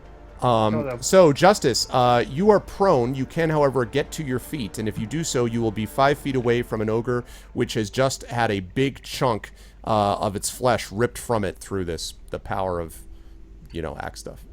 Power of Tempest. Okay. I would like to bless my compatriots. Okay. You can do that because it is blinded and not paying attention to you, so you can certainly do that. I can pick 3 creatures within 30 feet of me, which, is that everybody? Conveniently, let me see, 5, 10, 15, yes. Okay, so I'm going to bless all 3 of my compatriots. Okay. And I'm going to then head over to start dealing with our goblin archer problem, since they have everything in the middle under control. Okay. Why Now don't those you are up bless on ledges. yourself? Those are up on ledges, by the way. We're just Okay. letting you know that those are up on ledges, so you'd have to climb up there. You can do it, but it'll take, you might be a little vulnerable to them while you're doing it. I'm just letting you know it's not flat. So. Yeah, I'll be fine. I got a high armor rating. Okay. I'm gonna be one-handed my sword. So yeah, it and you should be could bless easier to yourself. climb. You realize, Justice. You could do that. I could what? You could bless yourself as one of the 3. So it's up to you if you want to do that or if you. Well, want... if I bless myself, I can't use it until my next turn, so I might as well give it to all 3 of them who'll be able to use it Why? immediately. Oh, I see. Because they'll be able to use it after you. Exactly. Okay. All right. That's fine. So you do that, and then start climbing up. So let's use a bonus action for the hide. Yeah, that's cool. I saw that, Hakar. Thank you. So, all right. What I need you to do, Justice, as you are trying to clamber up the ledge here, is I need you to make a dexterity check. However, if you have athletics, I will allow you to add that as a bonus. If you have athletics. I have 5! Okay, so you were able to, that means you're able, since it's trained, you're able to add 5 to your roll. So go ahead and make a, actually, I'm not going to say dexterity, I'm going to say strength, because you're pulling yourself up onto it. So make a strength check plus athletics. No, I know, but I was thinking I was going to make the athletics regardless, but I want to make the whole thing strength. So go ahead and make a strength check. My strength is +3, and my athletics is +5, so that's a +8. I believe athletics takes all of that into account. So I believe you're just actually making your roll and adding +5, because that athletics counts your proficiency plus your strength bonus. So it's covered already. It's a 20 though. Right, 20. Right, correct. 20 plus 5. Well, that sucks. You're like, you're the ledge denies you. You scrabble up and do not find purchase. So you're standing up at the ledge, being angry at it. You may attempt to do so next turn if you so wish. You think How you may have dare you ledge defy me? You may have it in you, but okay, Greta. You know who I am. I am Justice. Greta, You bend to my whim. You, Greta, can now take your turn. Things are looking slightly more hopeful. Okay. Flaming sphere into the 3 goblins. Flaming sphere into the 3 goblins. Okay. Yeah, that's a 5. It's a fireball thing, like Right, flaming it sphere, rolls. and it's I'm 5 familiar feet with it. in diameter. I can place it within 60 feet, and everything inside that thing takes 2d6 damage. Yeah. The fun thing about flaming sphere is that it's more or less like if you guys have ever been in a mall and you see one of those like the little kiosk, they're playing with like a remote control car or something like that, or BB-8, from Force Awakens. That's what this is basically. So, oh, God damn it, Pyron, are you gonna make me buy? Okay, I'm gonna do this, and I want you to know that this is your fault that I'm being forced to buy this awesome spell pack. Forced. You'll We're see what I forcing him mean. to buy things. Yeah, no. Yeah, okay, now we I s- see it. I No. think- I I'm think being we saw- forced. I You're think gonna we see saw a it. preview. You're gonna see it right now. Yeah. So check it out. I saw a Check preview what on I'm Yeah, I'm giving seeing you. it. I'm seeing it. Check what I'm giving you. Yeah, Look at this. yeah. This is what I do for you, chat. This and party. Look, see? This is the kind of love That's that I show. That's going to be very Yeah, useful. let's in make it this, 5 in feet. this campaign. Considering that we have a lot of Yeah. fire on the game. Yeah, so you want to put it here and then roll it. I want to Actually, put it in the center of them, No. on the middle one. how about we do this? How about you decide where you want to put it, because you're in control of it. It's your sphere. Ta-da. Wait. Grab it. Yes, grab I the was sphere. forced. Everyone Yeah. saw it. Everyone saw it. There, just on the Okay. center one, and it's 5 feet. I should like burn them all. So this has a couple of benefits for you. Number one, there is a sort of shriek of horror as they see this massive flaming sphere, not massive, but 5 feet emerge. The second thing, this will affect them on their turn, but the other thing is it lights them up. So you now see some very, very scared, lit, and 2 recently groggy goblins looking down in horror and like yelling at each other and arguing as they see this sphere appear. And hey, speak of the devil, it's the goblins' turn. As you guys Also, they get get a chance to do it. 3 damage each Okay. Let's see. If there's a- because they're just so sucked at rolling. Because them. they do. They can make a dexterity save if they want to. They're going to want to. What they're going to try to do, though, is they probably are going to want to try to move out of the way. And it's if they end their turn there that this happens. How long So, does it take for the thing to travel? It appears there. It does not travel. It appears in that square. Yeah, one of the Okay. good things about it is Greta basically just snapped her fingers, looked at a location, and an orb of fire just erupted there. Yep, okay, that's so what happened. 2 guys move out of the way, basically foregoing their turn. They basically back up out of the way because they're scared and freaked out, so they don't even bother to attack. The third one Not surprised. is not capable of moving out of the way, and thus it has a big flaming sphere on it. So, let's see. So you said it was a 3. All right. Let's see whether it makes its... It does... It nimbly leaps out of the way, critically succeeding on its dexterity saving throw. Well, it still so cool. it only takes... so it's going to round that down. So it's going to take... Okay, 1. 1 damage. Let's see, 1 damage. Yeah, It's but- okay, though. It's 1 less than... It's the first damage any of them have taken this one. So... Yeah. And Okay. and party, that flaming sphere stays there. It does not disappear now. Does not vanish. Okay. The 2 others are going to try to... One of them tries to fire at you as you are attempting to climb up, Justice. They're going to get 17. My armor is 16. So that will hit you. And it will do only a glancing blow, only 3 points of damage. The other one is going to fire away at Urash and is going to get an 18 to hit. Hit. Ooh, that one is strong. 9 points of damage. They maxed out their damage on that one. Half. Fatunk. And now the ogre, which is blind, flails madly at you. Oh, No, sorry, right, sorry, half. good Half. question. Yep, half. Is that half? Yep, you're right. So that should be. So it's still 9. So you should have. Are we- yeah. are So we- you. It did a total of 9 points of damage. So you should take 4 of it then. So. Okay, cool. So you're at what now? 8. 8. Okay, that's what I thought. You'll be happy to know that the blinded ogre missed you because it has disadvantage to attack. God. And that leaves us back to Selsig. Right. Is it safe to assume the 3 goblins are pretty lit up right now? They seem to be very occupied with a big flaming globe on their ledge. Yes, the other 2 So- not so much. Yeah, so they're quite visible then. Oh yeah, they're very visible. Excellent. Now I'm going to move over to Greta. Also, just it's to New Year's to Eve, clarify my in chat, friend. I It's should New have Year's had a- Eve fireworks. Yeah. I should have done a stealth check for hiding. That's okay. It was also to be. They weren't paying attention to you. I would have done that if the hide came up. So, I take it the one with that's got the globe on him is the one that's been injured. Yeah, that's correct. Yes. Okay. Then I'm going to take a longbow shot. Sorry, a short bow shot at him from hiding, because that's an attack at advantage. Okay. Okay. Here we go. 1d20 plus 5 once.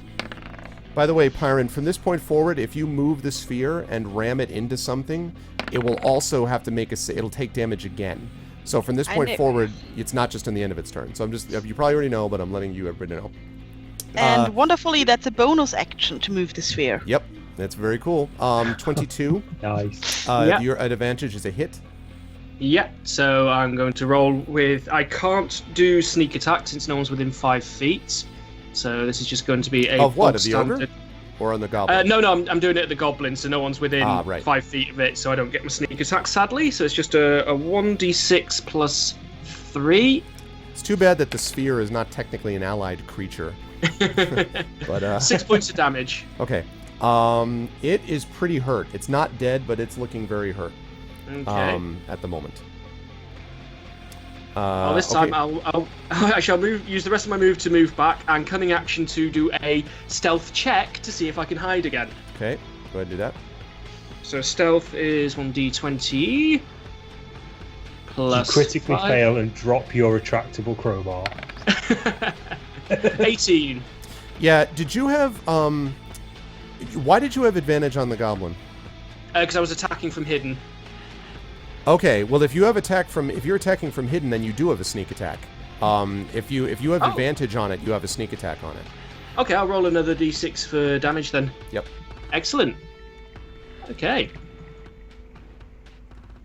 So that would be an extra 4 points of damage. And it collapses to the ground. Don't want to erase your sphere. There we go.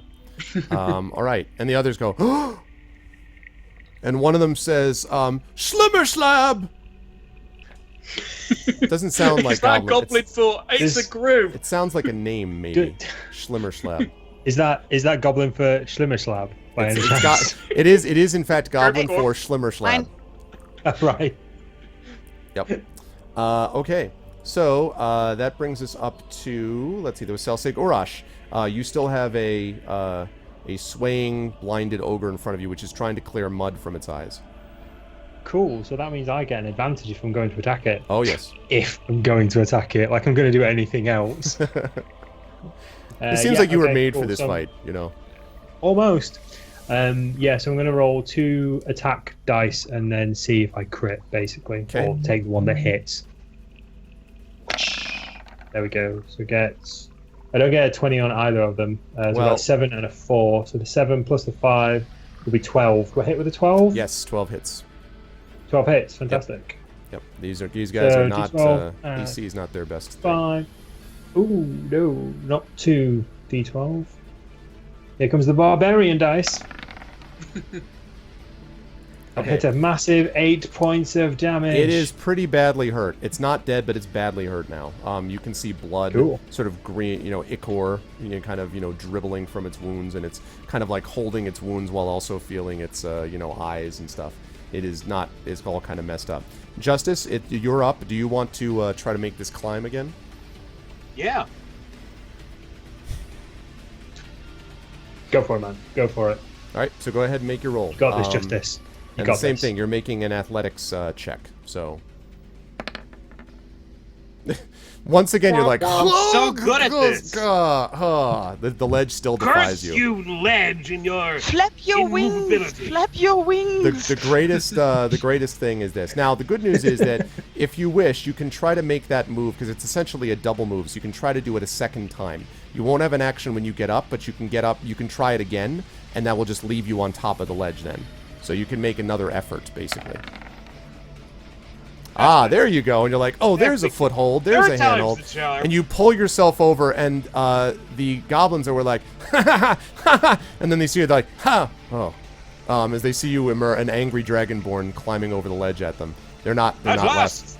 They're not laughing now. I'm victorious against my arch nemesis, that is ledges. Yes, they're not laughing now. If only I was granted with the power of flight. All right, Greta, your turn. Okay, so I can move the sphere with a bonus action and then just do something else, right? Yes, so you can, if you wish, you can ram that sphere into a creature. When you do that, it stops moving. So if you want to ram into that top one, you can do that. All right, go ahead and roll your damage, and I'm going to see if it saves from it. Has everybody been rolling an extra 4-sided die before I bless them? Because I really suck at Oh, that's a good point. That's true. Urash, roll an additional 1d4 for your and actually Selsig. Well, you already killed your guy, so it doesn't matter. But Urash, Urash, roll an additional 1d4 for you. But it's only for the attack, not for the damage. It's only for attack, yeah. Oh, it's only for the it's only for the hit. Okay, that's right, it's to hit. No, so never it's mind only then. for the attack, not for the damage. Okay, so never mind. Okay, cool. So, okay, so you get when they roll an attack or a saving throw, you get an extra 4-sided die. Okay. Oh, so, wow, cool. Thank you. They do make their saving throw. Forgot you did that. So they take 3 points of damage. But of course, He doesn't like being burned by his fear, nonetheless. Okay, and now you can take the rest of your turn. Okay, so can I actually like shoot upwards on that ledge on the left side if I just like move here, maybe? Depends on. You're gonna have a hard time doing it now because you have a big dragonborn in your way. So it's, Oh shoot! I mean, you okay, can try then- to arc then the I arrow just over shoot him, at- but that's gonna be rough. If you shoot me, I'm going to be unhappy. Yeah, I figured as much. But I can only do this 30 feet. So, I got a well, high in that armor case, rating, actually. in that No, case, I just I take won't the go. I just take the ogre in that case, with a sacred flame. Okay. All right. Sacred flame it is. So that's 1d8 for the ogre. There. Pop. It's a 2. I'm like shooting a tiny fire thing. Like pop. It critically missed also, so you so it would have taken all of it. But nonetheless, it's like sort of like slightly injured by that, but it's overall hurt. Does that attack get the bonus? No, because it would be, first of all, it'd be a 2-hit, not damage. So, and this is not a 2-hit spell anyway. It automatically hits. Just a matter of how much just trying to damage figure being stuff done. out. For example, if I use apologize. Scorching Ray, I could use your Bless. So, but Right. I don't, because Okay. I'm out of level 2 slots. So we're back up at the top. So these goblins up at the top ledge, the one in front panics. It drops its bow and it draws forth a short sword and tries to attack you, Justice. And let's see, it's not a short sword, a scimitar. scoff at it. I scoff in your direction. A 14. 14. I have a 16. Okay, so it misses. This one backs up a square and fires at you over the head of its companion. You are taller than its companion. And critically misses, probably because it's very freaked out by having a dragonborn on the ledge with it. This one over here moves forward and fires down at Urash and misses terribly, probably for reasons I've already described. The other one, not this one, moves backwards and then tries to fire down at Urash, but it's going to have a hard time doing it with the thing, and it also misses wildly. So this is not a good turn for the monsters thus far. The ogre finally manages to clear its eyes from the blindness, but it is out of attacks. So it takes its action. It is now like, "Rrr," and sees you, and its eyes narrow in rage. But it is not able to attack. However, it is no longer blind. Celsig, you were up. Yeah. How injured is the ogre looking? Very hurt. Very, very hurt. Yes. Okay then. Now's my moment to shine. I charge in. Yelling the halfling cry of your people. Okay. Let's go yell stealth at it. Yelling stealth at it. Stealth. Do I get a bonus? Um, No, right, okay. Okay. I'm gonna So you stab charge it in with at my it. rapier. Okay, it sort of looks at you. All right. Okay, So I, go ahead and make your attack. Okay, let's assume I don't yell stealth because I'll lose my hiding. Oh, Oh, bonus so you for are that. actually trying to stealth. All right, I was like, Yeah. okay. I was gonna say it's Kinda got really committed to dramatic, the like joke in a bit slow mo as you're like running towards it. Okay. So hang on. Right, this is so it's 1d. Hang on, I'm gonna have to type this one because I've got extra. Got the 1d4, haven't I as well? You do have the 1d4 this time. Yep. You have such confusing dice rolls. I know, right? Plus 1d4 plus 5, and I get 2 of them because I'm attacking from hiding. 25. That's a big hit. I'm just gonna try for a crit anyway. That's a lot of a hit. Nope. I think I'll take the 25. All right, go ahead and roll your damage. Here goes the confusing one. So this is going to be. Hang on. /roll 1. Surely you can save this as a roll. I will be saving them. I need to set up some of these definitely. Plus 6 1d6. divided by 5, carry the 1. Carry the 1 times the square root of pi. Square root of what now? Square root of justice. 13. All right, you pierce it through the throat, and you know the part in the Fellowship of the Ring movie where they're fighting the cave troll, and it does this thing where it's like, and it like falls over, and it falls sideways into the mud. So it topples over. Another big splash. You hear a little crying in the distance. You look over and see a little ogre child. Mommy, Daddy. No, I'm just kidding. You don't see that. It's Shrek. I really wanted to. I was so tempted. Evil person. Why isn't Mommy getting up? This is the The backstory. worst human Now, right now. Al. Oh You're god, the no! worst I human. don't do that. They don't actually see that. I was just kidding. Joke. All jokes. Okay, Wow. so it Yeah, sinks into the Lord, mud. joke. It Feels- sinks Yeah. into the mud. It sinks into the mud below the surface. Okay, Urash, your target has disappeared dead into the mud. You still have two goblins, up on the ledge to your right, lit very clearly by a flaming sphere.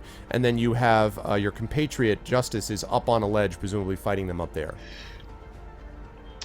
Okay, so I have a number of javelins with me, so I'm going to attempt to throw one at this goblin. Okay, to do that, I'm going to rule that you're going to have to shift up to about here and throw Okay. it over the pool of mud. You can still do it, but you got to get out of the way of Justice. So. Oh, is that what that's Okay. supposed to be? It's got Yeah. that mud and an I thought arrow that was a points rock. into it. Does the ogre give a thumbs up as it sinks? It's like, yeah, yeah, exactly. You just see it go. It does one of the Wile E. Coyote signs. It's like, help as it like sinks below the surface. Okay, so go ahead and fire away then at it, and you are Okay, blessed, I so- believe, still. So you get a plus 1d4 to your attempt to hit. To my attempt to hit. Okay, excellent stuff. So my attempt is basically the same as my axe, which is pretty cool. But this is I not love the strength, person right? was just This should be a dexterity. So you do not get the normal advantage, correct? Because you're raging, but you're throwing a javelin. Or is the javelin a strength? well, the weapon? javelin. It's a strength weapon apparently. But is it all with your strength attacks, or is it just melee attacks? Because this is not a melee attack. Oh no, this is a thrown attack. Yep. Oh, it says So it's mud on not- this. it's Oh, not. okay. It's not a melee attack. So Right. So you get a I normal get- roll, but just not advantage. But you do get the bless. Oh, okay. Yeah. Okay. Cool. That's fine.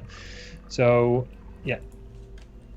D20 plus 5. So I'll do the D20 first, And then plus 1d4. which is 20, and then is that a hit first off? Without the plus 1d4. Wait a minute. Really? Let me look back at this. Is that true, Hikar? Throne uses strength? Oh, I guess I see why. Okay.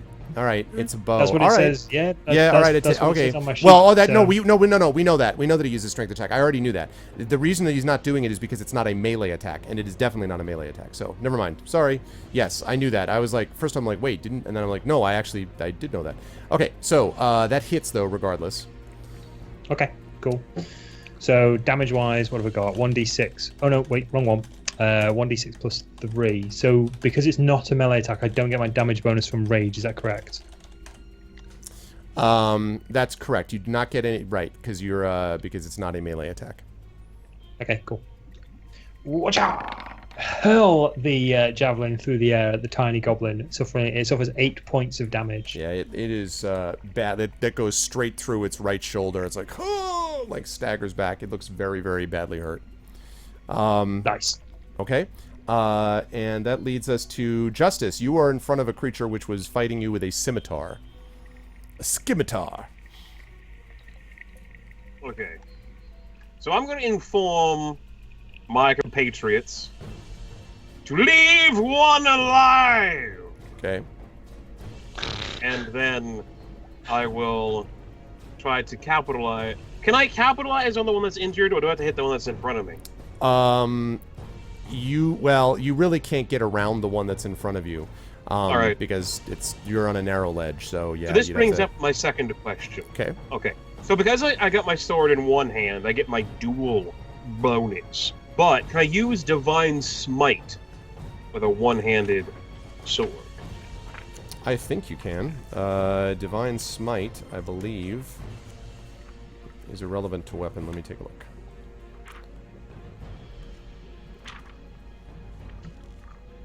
Yep, if all you have to do is hit it with a melee weapon attack. Remember, when Alright. you use Divine Smite, you're using one of your spell slots. Remember that. In I don't know what addition that to your means. weapon damage. No idea what that means. You are able to cast spells, remember? So Right. if you I used one. Okay, and spell slots you should have, let me see. Trying to remember how many spell slots you would have. You would have 3, so you've got 3 spell slots. So if you use one of those, you'll be down to 1 spell slot, which is basically the number of times you can cast a first level spell. Well, considering the fact that we're almost done here, then that's fine. Okay. So then I'll go ahead and Divine Smite. That's going to be 2d8.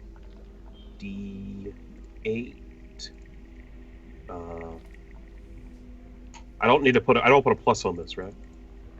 Oh, well, you got to hit it first. Oh well, how do I do that? I just do the. You do Okay, so I do it.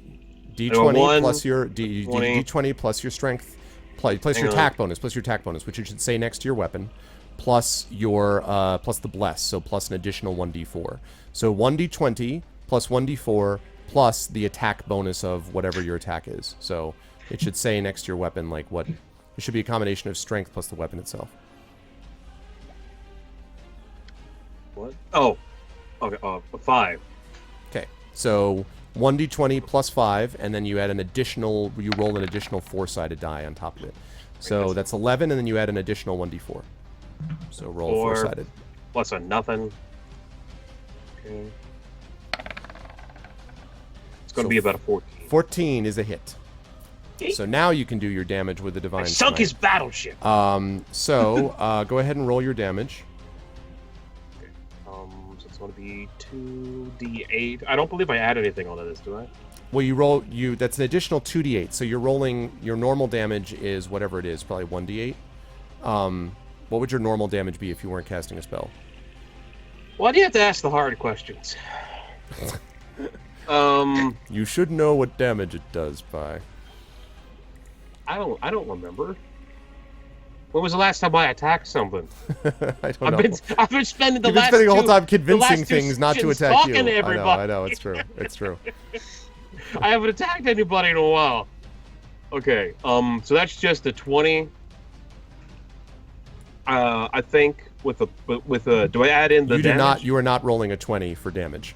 You have already hit. So you're trying to roll damage, and then you're going to add an additional 2d8. So you've got to roll. I think you're looking at. I'm guessing it's 1d8 for your sword. So you're going to roll 1d8.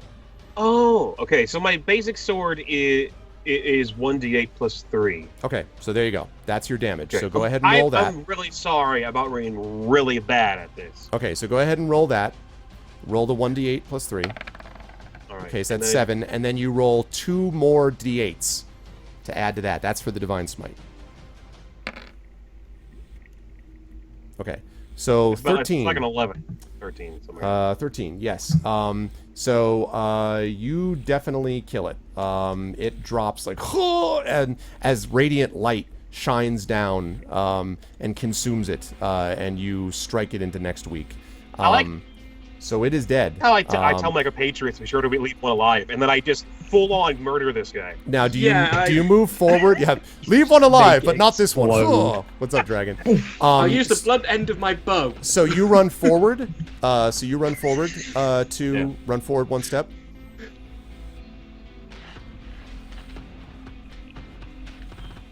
Yeah, that's correct, Takar. You would. I should say that's true. What he's saying is true, Pi. That you didn't have to use divine. You get to decide if you want to use divine smite after you've hit something. So I assumed you wanted to because you wouldn't have killed it otherwise. But I'm just checking. Well, is that the case? That was the plan. Okay, right. I just wanted to make sure. So, all right. So that leads us to Greta. So Greta, you've got your sphere up there. I mean, I got. Let's bump that sphere into... Which of these goblins looks more hurt? The one closer to the sphere or further away? The one that is... let's see. Right now, the farthest away from you is the least hurt. So the one that's in the front, that's like... this Bump. one here is the most hurt. Bump. Okay. All right. Bump, bump, bump. So go ahead and roll your damage. And we're It's going to see if we 2D... can- 2, yeah. That's more 11 like this it. time. Also, he completely misses his save, and you burn him into next week. So he goes up in flames. Ah! Okay, and the other... And a the other goblin one I'm child steps out from the shadow. Just kidding. Why you do this off? Daddy! No, and then I like step forward and shoot a sacred flame at the second one. Okay. All right, so you shoot a sacred... Let's see, can you get there? 5, 10, 15, 20, 25... Yes, you can. For 2. I'm just thinking, Justice wants to take one alive, but he has one just in front of him. He can grab that one if he wants to. Okay, well, he fails his save on the Sacred Flame, so he has got a bunch of stuff up there now. Bunch of flame up there. He's feeling very bad about himself at the moment. Okay, that takes care of that. That brings us up to the top. So, this one basically looks at the sphere, and it looks at you, and it looks at the sphere, and then it goes, and it jumps off the ledge. It jumps off the ledge, and it sort of lands on its feet, and it kind of, you hear sort of a cracking sound, and it's like, and it sort of staggers off, sort of trying to crawl its way, basically, this way. So let me feel a little bit more. Sort of in this direction. Here. It's Don't not let it able to get move. away. It'll not able to move notify very the well. others. And then the other one looks at you, Justice, and looks at it and looks at you, and does exactly the same thing. As it's turning and about to jump off, you can, if you wish, attack it, because it literally turned its back on you. It's getting the hell out. It's Instead of buzzing attacking it, can I grab it? Yes, you can attempt to. Yes, you could actually try to. You could try to grapple it if you wish. Let's see what's involved. So. Oh god, the grapple rules. The grapple rules. What would be better, to grab it or to do a dive tackle at it? You could just Grab try it. and slash it with It's the the same flat of in your the sword rules. rather than slice it. Well, I don't want to. I don't want to kill it. Have Okay, any chance. so you're to kill making it. an No, but I attack. think You're making Sorry. an attack action, and what you're doing is you're attempting to attack, but without your weapon damage. You're just making a special melee attack, so it's just that plus your strength, a strength check. And what you're doing is you're making a grapple check, which is either an athletics check or an acrobatics check. It gets to choose the ability, so it's probably going to choose dexterity. So you're going to be either making an acrobatics check or an athletics check against it. Again, probably acrobatics. And if you succeed, you have got it grappled. So you can do that. You could also picks shove it whether off the it's- ledge while it's going. You could also do that. That's an option. No, I want to grab it. Okay. What So decides if it's acrobatics or athletics? it does. It gets to decide what it wants to use. The target. How does it do that? It's, well, because it sees you coming at it, and it's going to go, oh god, and it's going to try to scramble out of the way. Okay. And that's what it's going to do. So this is going to be an opposed check. It's going to be, you need to make an acrobatics check. And it's going to be, let's actually, no, I'm sorry. I take this back. You are doing an athletics check. It is going to try to make an acrobatics check to contest it. So you go ahead and roll, and you're going to add your acrobatics score, which no, you're not your acrobatics, your athletics score, which I think is Alright. what you use to go up the ledge. So you're going to do that same roll, basically, to try to grab it. It's a 20. Yeah. Okay. My athletics is +5. Yep. Got 11. Okay. It manages to get out of your way. It evades. doesn't he get plus 1d4 for his buff? Well, it is technically an attack. So, well, no, he But didn't bless Justice himself. He didn't bless himself. Justice is not bluff. Oh, he He didn't bless himself. Okay. He blessed you guys. Okay, sorry. So he turns and leaps off. And let's see whether he. So he attempts to leap off. What ends up happening though is that he misses badly and ends up face planting in the mud. So like this, so cannonball style, right?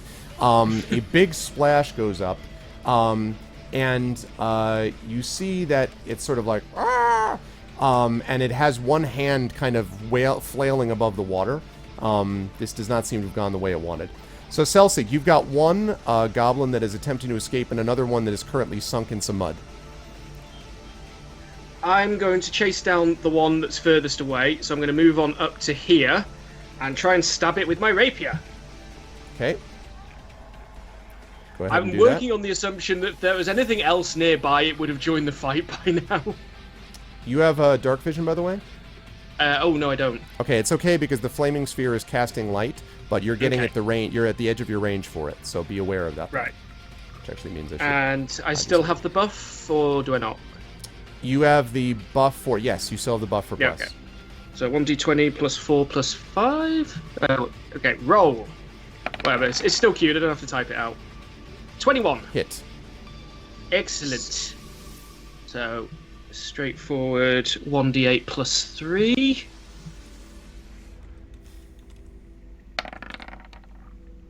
Yeesh. 5. You hit it. Whoomp! It falls down.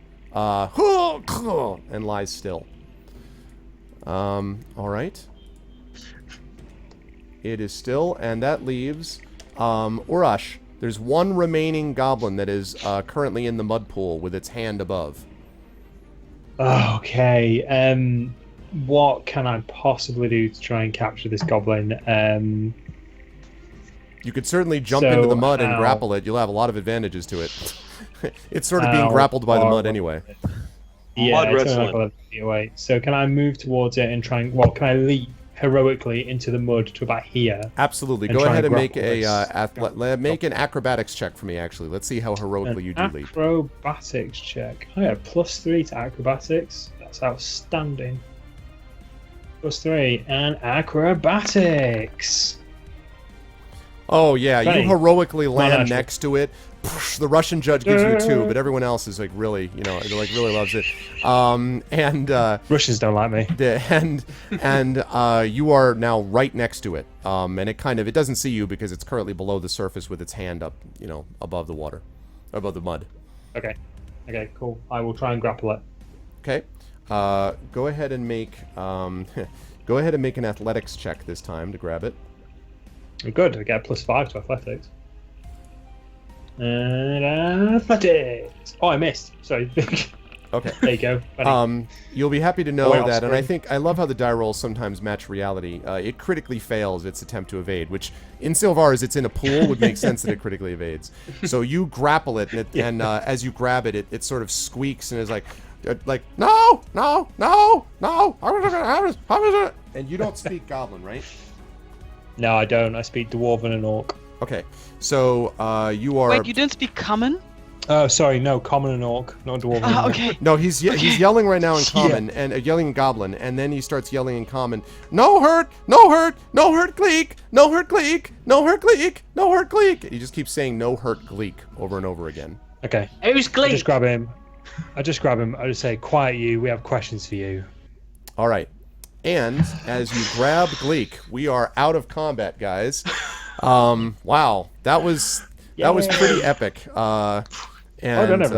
Your flaming sphere does not move into the mud. Like the flaming sphere drops down. We Has all a will take of a its own. nice warm. We all take a nice warm mud bath. Exactly. How to bake it? That was All lovely. right. I was just like grappling hold of Gleek as he was relaxing in the mud. So you have Gleek grappled, and I think, guys, that because we're 15 minutes over already, and I do have to get dinner, I think this is going to be a good place for us to wrap up for the evening. That was an epic fight, and you did make some good progress. This was not the most stealthy way to enter the caves, but you definitely announced your presence, and you even have a hostage in the bargain. So that's good.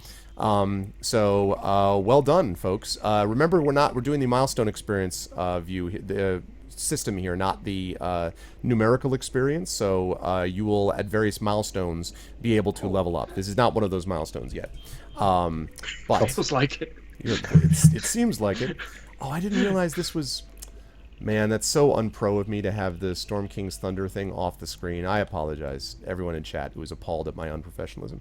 Now we've got Storm the King's title completely on the screen. There it is. Okay. So, Maybe success, though. Thun could be a friend of Gleek. That's possible, yes. So you found it. You found, I just really wanted it. I really wanted to say Storm King's thumb. Storm King's thumb. Just did the tail of the Storm King's thumb. There we go. So, great job tonight, guys. And chat, we hope that you enjoyed it. Chat, can we get some love for the adventurers today? Good job out of the adventurers in the opening gambit here. We will be back for you guys in a few weeks for the next session of this. We'll go in the opposite direction this time, starting with you, Darksaber. When are you going to be on next, and what are you going to be playing? I'll be streaming back here on GOG tomorrow evening, 9 p.m. UTC, where I'll be doing my retrospective show, and I'll be revisiting the recently released Transport Fever, which is a nice business transport management game that I've been getting into recently. Very cool. Cool stuff. Mike, I know that I don't know when, like, if you have if streaming plans are getting closer or not, but no. No Nope. issues. Basically, no. So I've got a few more bits and pieces to sort out, but I'm hoping to have something to announce or at least talk about online in some fashion by the end of this month. So if you do follow me on social media, that's cool. Check out my Twitter at ScreamingJoypad, and you'll be the first person to hear about it. Awesome. Very cool. Good to have you as always, sir. Pyron, when are we going to see you next? Most likely on Sunday at 8 p.m. CET with another episode of my blind playthrough of Legend of Grimrock 2. So good. Yeah. So good. So good. Yeah, that's most likely it. Because I've been on the multiplayer of Barony yesterday and today with D&D, so Sunday. Legend of Grimrock, I don't think I'm going to fit in a fourth stream this week. Yeah, Greta was kind of the MVP this time because she healed you guys a bunch of times, the flaming sphere and everything. Like you are the reason active. We're alive. You were very active. Yeah, but I only have 2 level 1 slots left now, so well, that's what happens when you take else, down maybe. 5 goblins and 2 ogres in an ambush. I mean, like this is the time to use the spells. So I think you guys you guys will have to decide amongst yourselves how you want to handle healing up at a later point. But it was great to have you here as always. And last but certainly not least, Pi. When are the fine folks of GOG going to see you next? Thursday, my normal 12 to 2 Eastern Standard slot. I'll be playing a recent release. It goes by the name of Killing Time. It's like a couple of people a couple of quotes I heard about the game is like it's a mix of The Seventh Guest and Doom. So it's going to be something. Wow. Unfortunately, nice. The mouse look, it's an FPS and the mouse look doesn't work, so I'm going to be playing that entirely with a keyboard. Yeah! That's going to be fun. You can also find me on Twitter, twitter.com/MegaPieManPhD, and YouTube.com/MegaPieManPhD. A little while ago, I put out a video on a game called Halloween Forever. If you're interested in that, we're after Halloween already, and everybody's putting Christmas stuff everywhere. But if you're interested in that, check it out. Hopefully, I'll get another video out this week. I hope so. I don't know if I will, but that's all I got for my stuff. Awesome. Well, great job, guys. As always, it was a blast, and we'll talk about when we want our next session to be. But I'm going to wrap up the show with chat, and then I'm going to head off and have some dinner. So thank you guys so much. Pi, Pyron, Screaming Joypad, and Darksaber. Great job tonight, guys. Hope you had fun, and I will catch you guys on the next session. And thank you to you as well. Thank you, Mr. Dungeon Master. Pleasure. Thank you, Mr. Dungeon Master. Thank you for not letting any of us completely and utterly die. Well, hey, listen, it wasn't me. It was a combination of good rolls and other things that things worked out. No, so, without. We saw that mud suddenly splash up and stuff. Well, the mud splashed up, but that was actually one of the legit. If I was wondering if any of you were going to try to jump in the mud or do any of those things, because there were some cool things with the mud one way or the other. But yeah, so it worked out. You guys did well, and I will see you guys for the next session. Cover ourselves in mud, and it'll be like the Predator. Exactly. You can just sleep in the mud between the next session. Thanks, guys. I'll talk to you guys soon. Catch you later. Thank you very much. All right. There they go. And as for me, wait a minute. Not that. Hold on. There I am. Thank you guys so much. As always, it has been a pleasure. I love these games, so this is fun. Next week on Pen and Pixels, I'm going to be back at you guys with my continuing playthrough of Tyranny. I started this game last week, and I'm going to be continuing it next week. Really enjoyed Tyranny. Tyranny is going to be my next series. It was going to be Star Trek Judgment Rights, but I enjoyed Tyranny so much that that's what I'm going to do. So I'm going to be playing Tyranny. I'm going to be playing that through on this channel, and then after that, I will go back into Star Trek Judgment Rights. So, but Tyranny is next up, so I will be there, and then as I said, D&D will be happening a few weeks down the line with these guys. I'm also got a regular campaign that I play twice a month on my channel, which is with the group we call the Infinity and Beyond crew. They are playing The Rise of Tiamat. So if any of this was fun and you want to see more like it, then want to see more of what I consider my favorite game, then you should definitely check out my individual channel. Tonight, there's no one after me, so in about an hour and a half, actually about an hour from now, a little bit more than an hour, I'll be back on my channel, and I will be playing Dishonored 2. So I'm going to be doing a run through through of that on my channel. And we'll be having the last vote for the chat chosen game of the month. On Thursday, I have my voiceover team that's going to be on my channel, which should be awesome sauce. And on Saturday, I believe we have a playthrough. I believe I have my marathon session of The Legend of Zelda 2 that I have geared up to go as well. So if any of that sounds interesting, please check it out. Please remember also that I'm a writer, I'm an author, so if any of you are interested in picking up a copy of my latest novel, Gray Shade, that would be lovely. And please make sure to stick around. Tomorrow, you're going to see Immersed Skimp, who's going to be speedrunning something. I don't remember what he's speedrunning, but he's tomorrow morning, so definitely check that out. But that is the deal with that.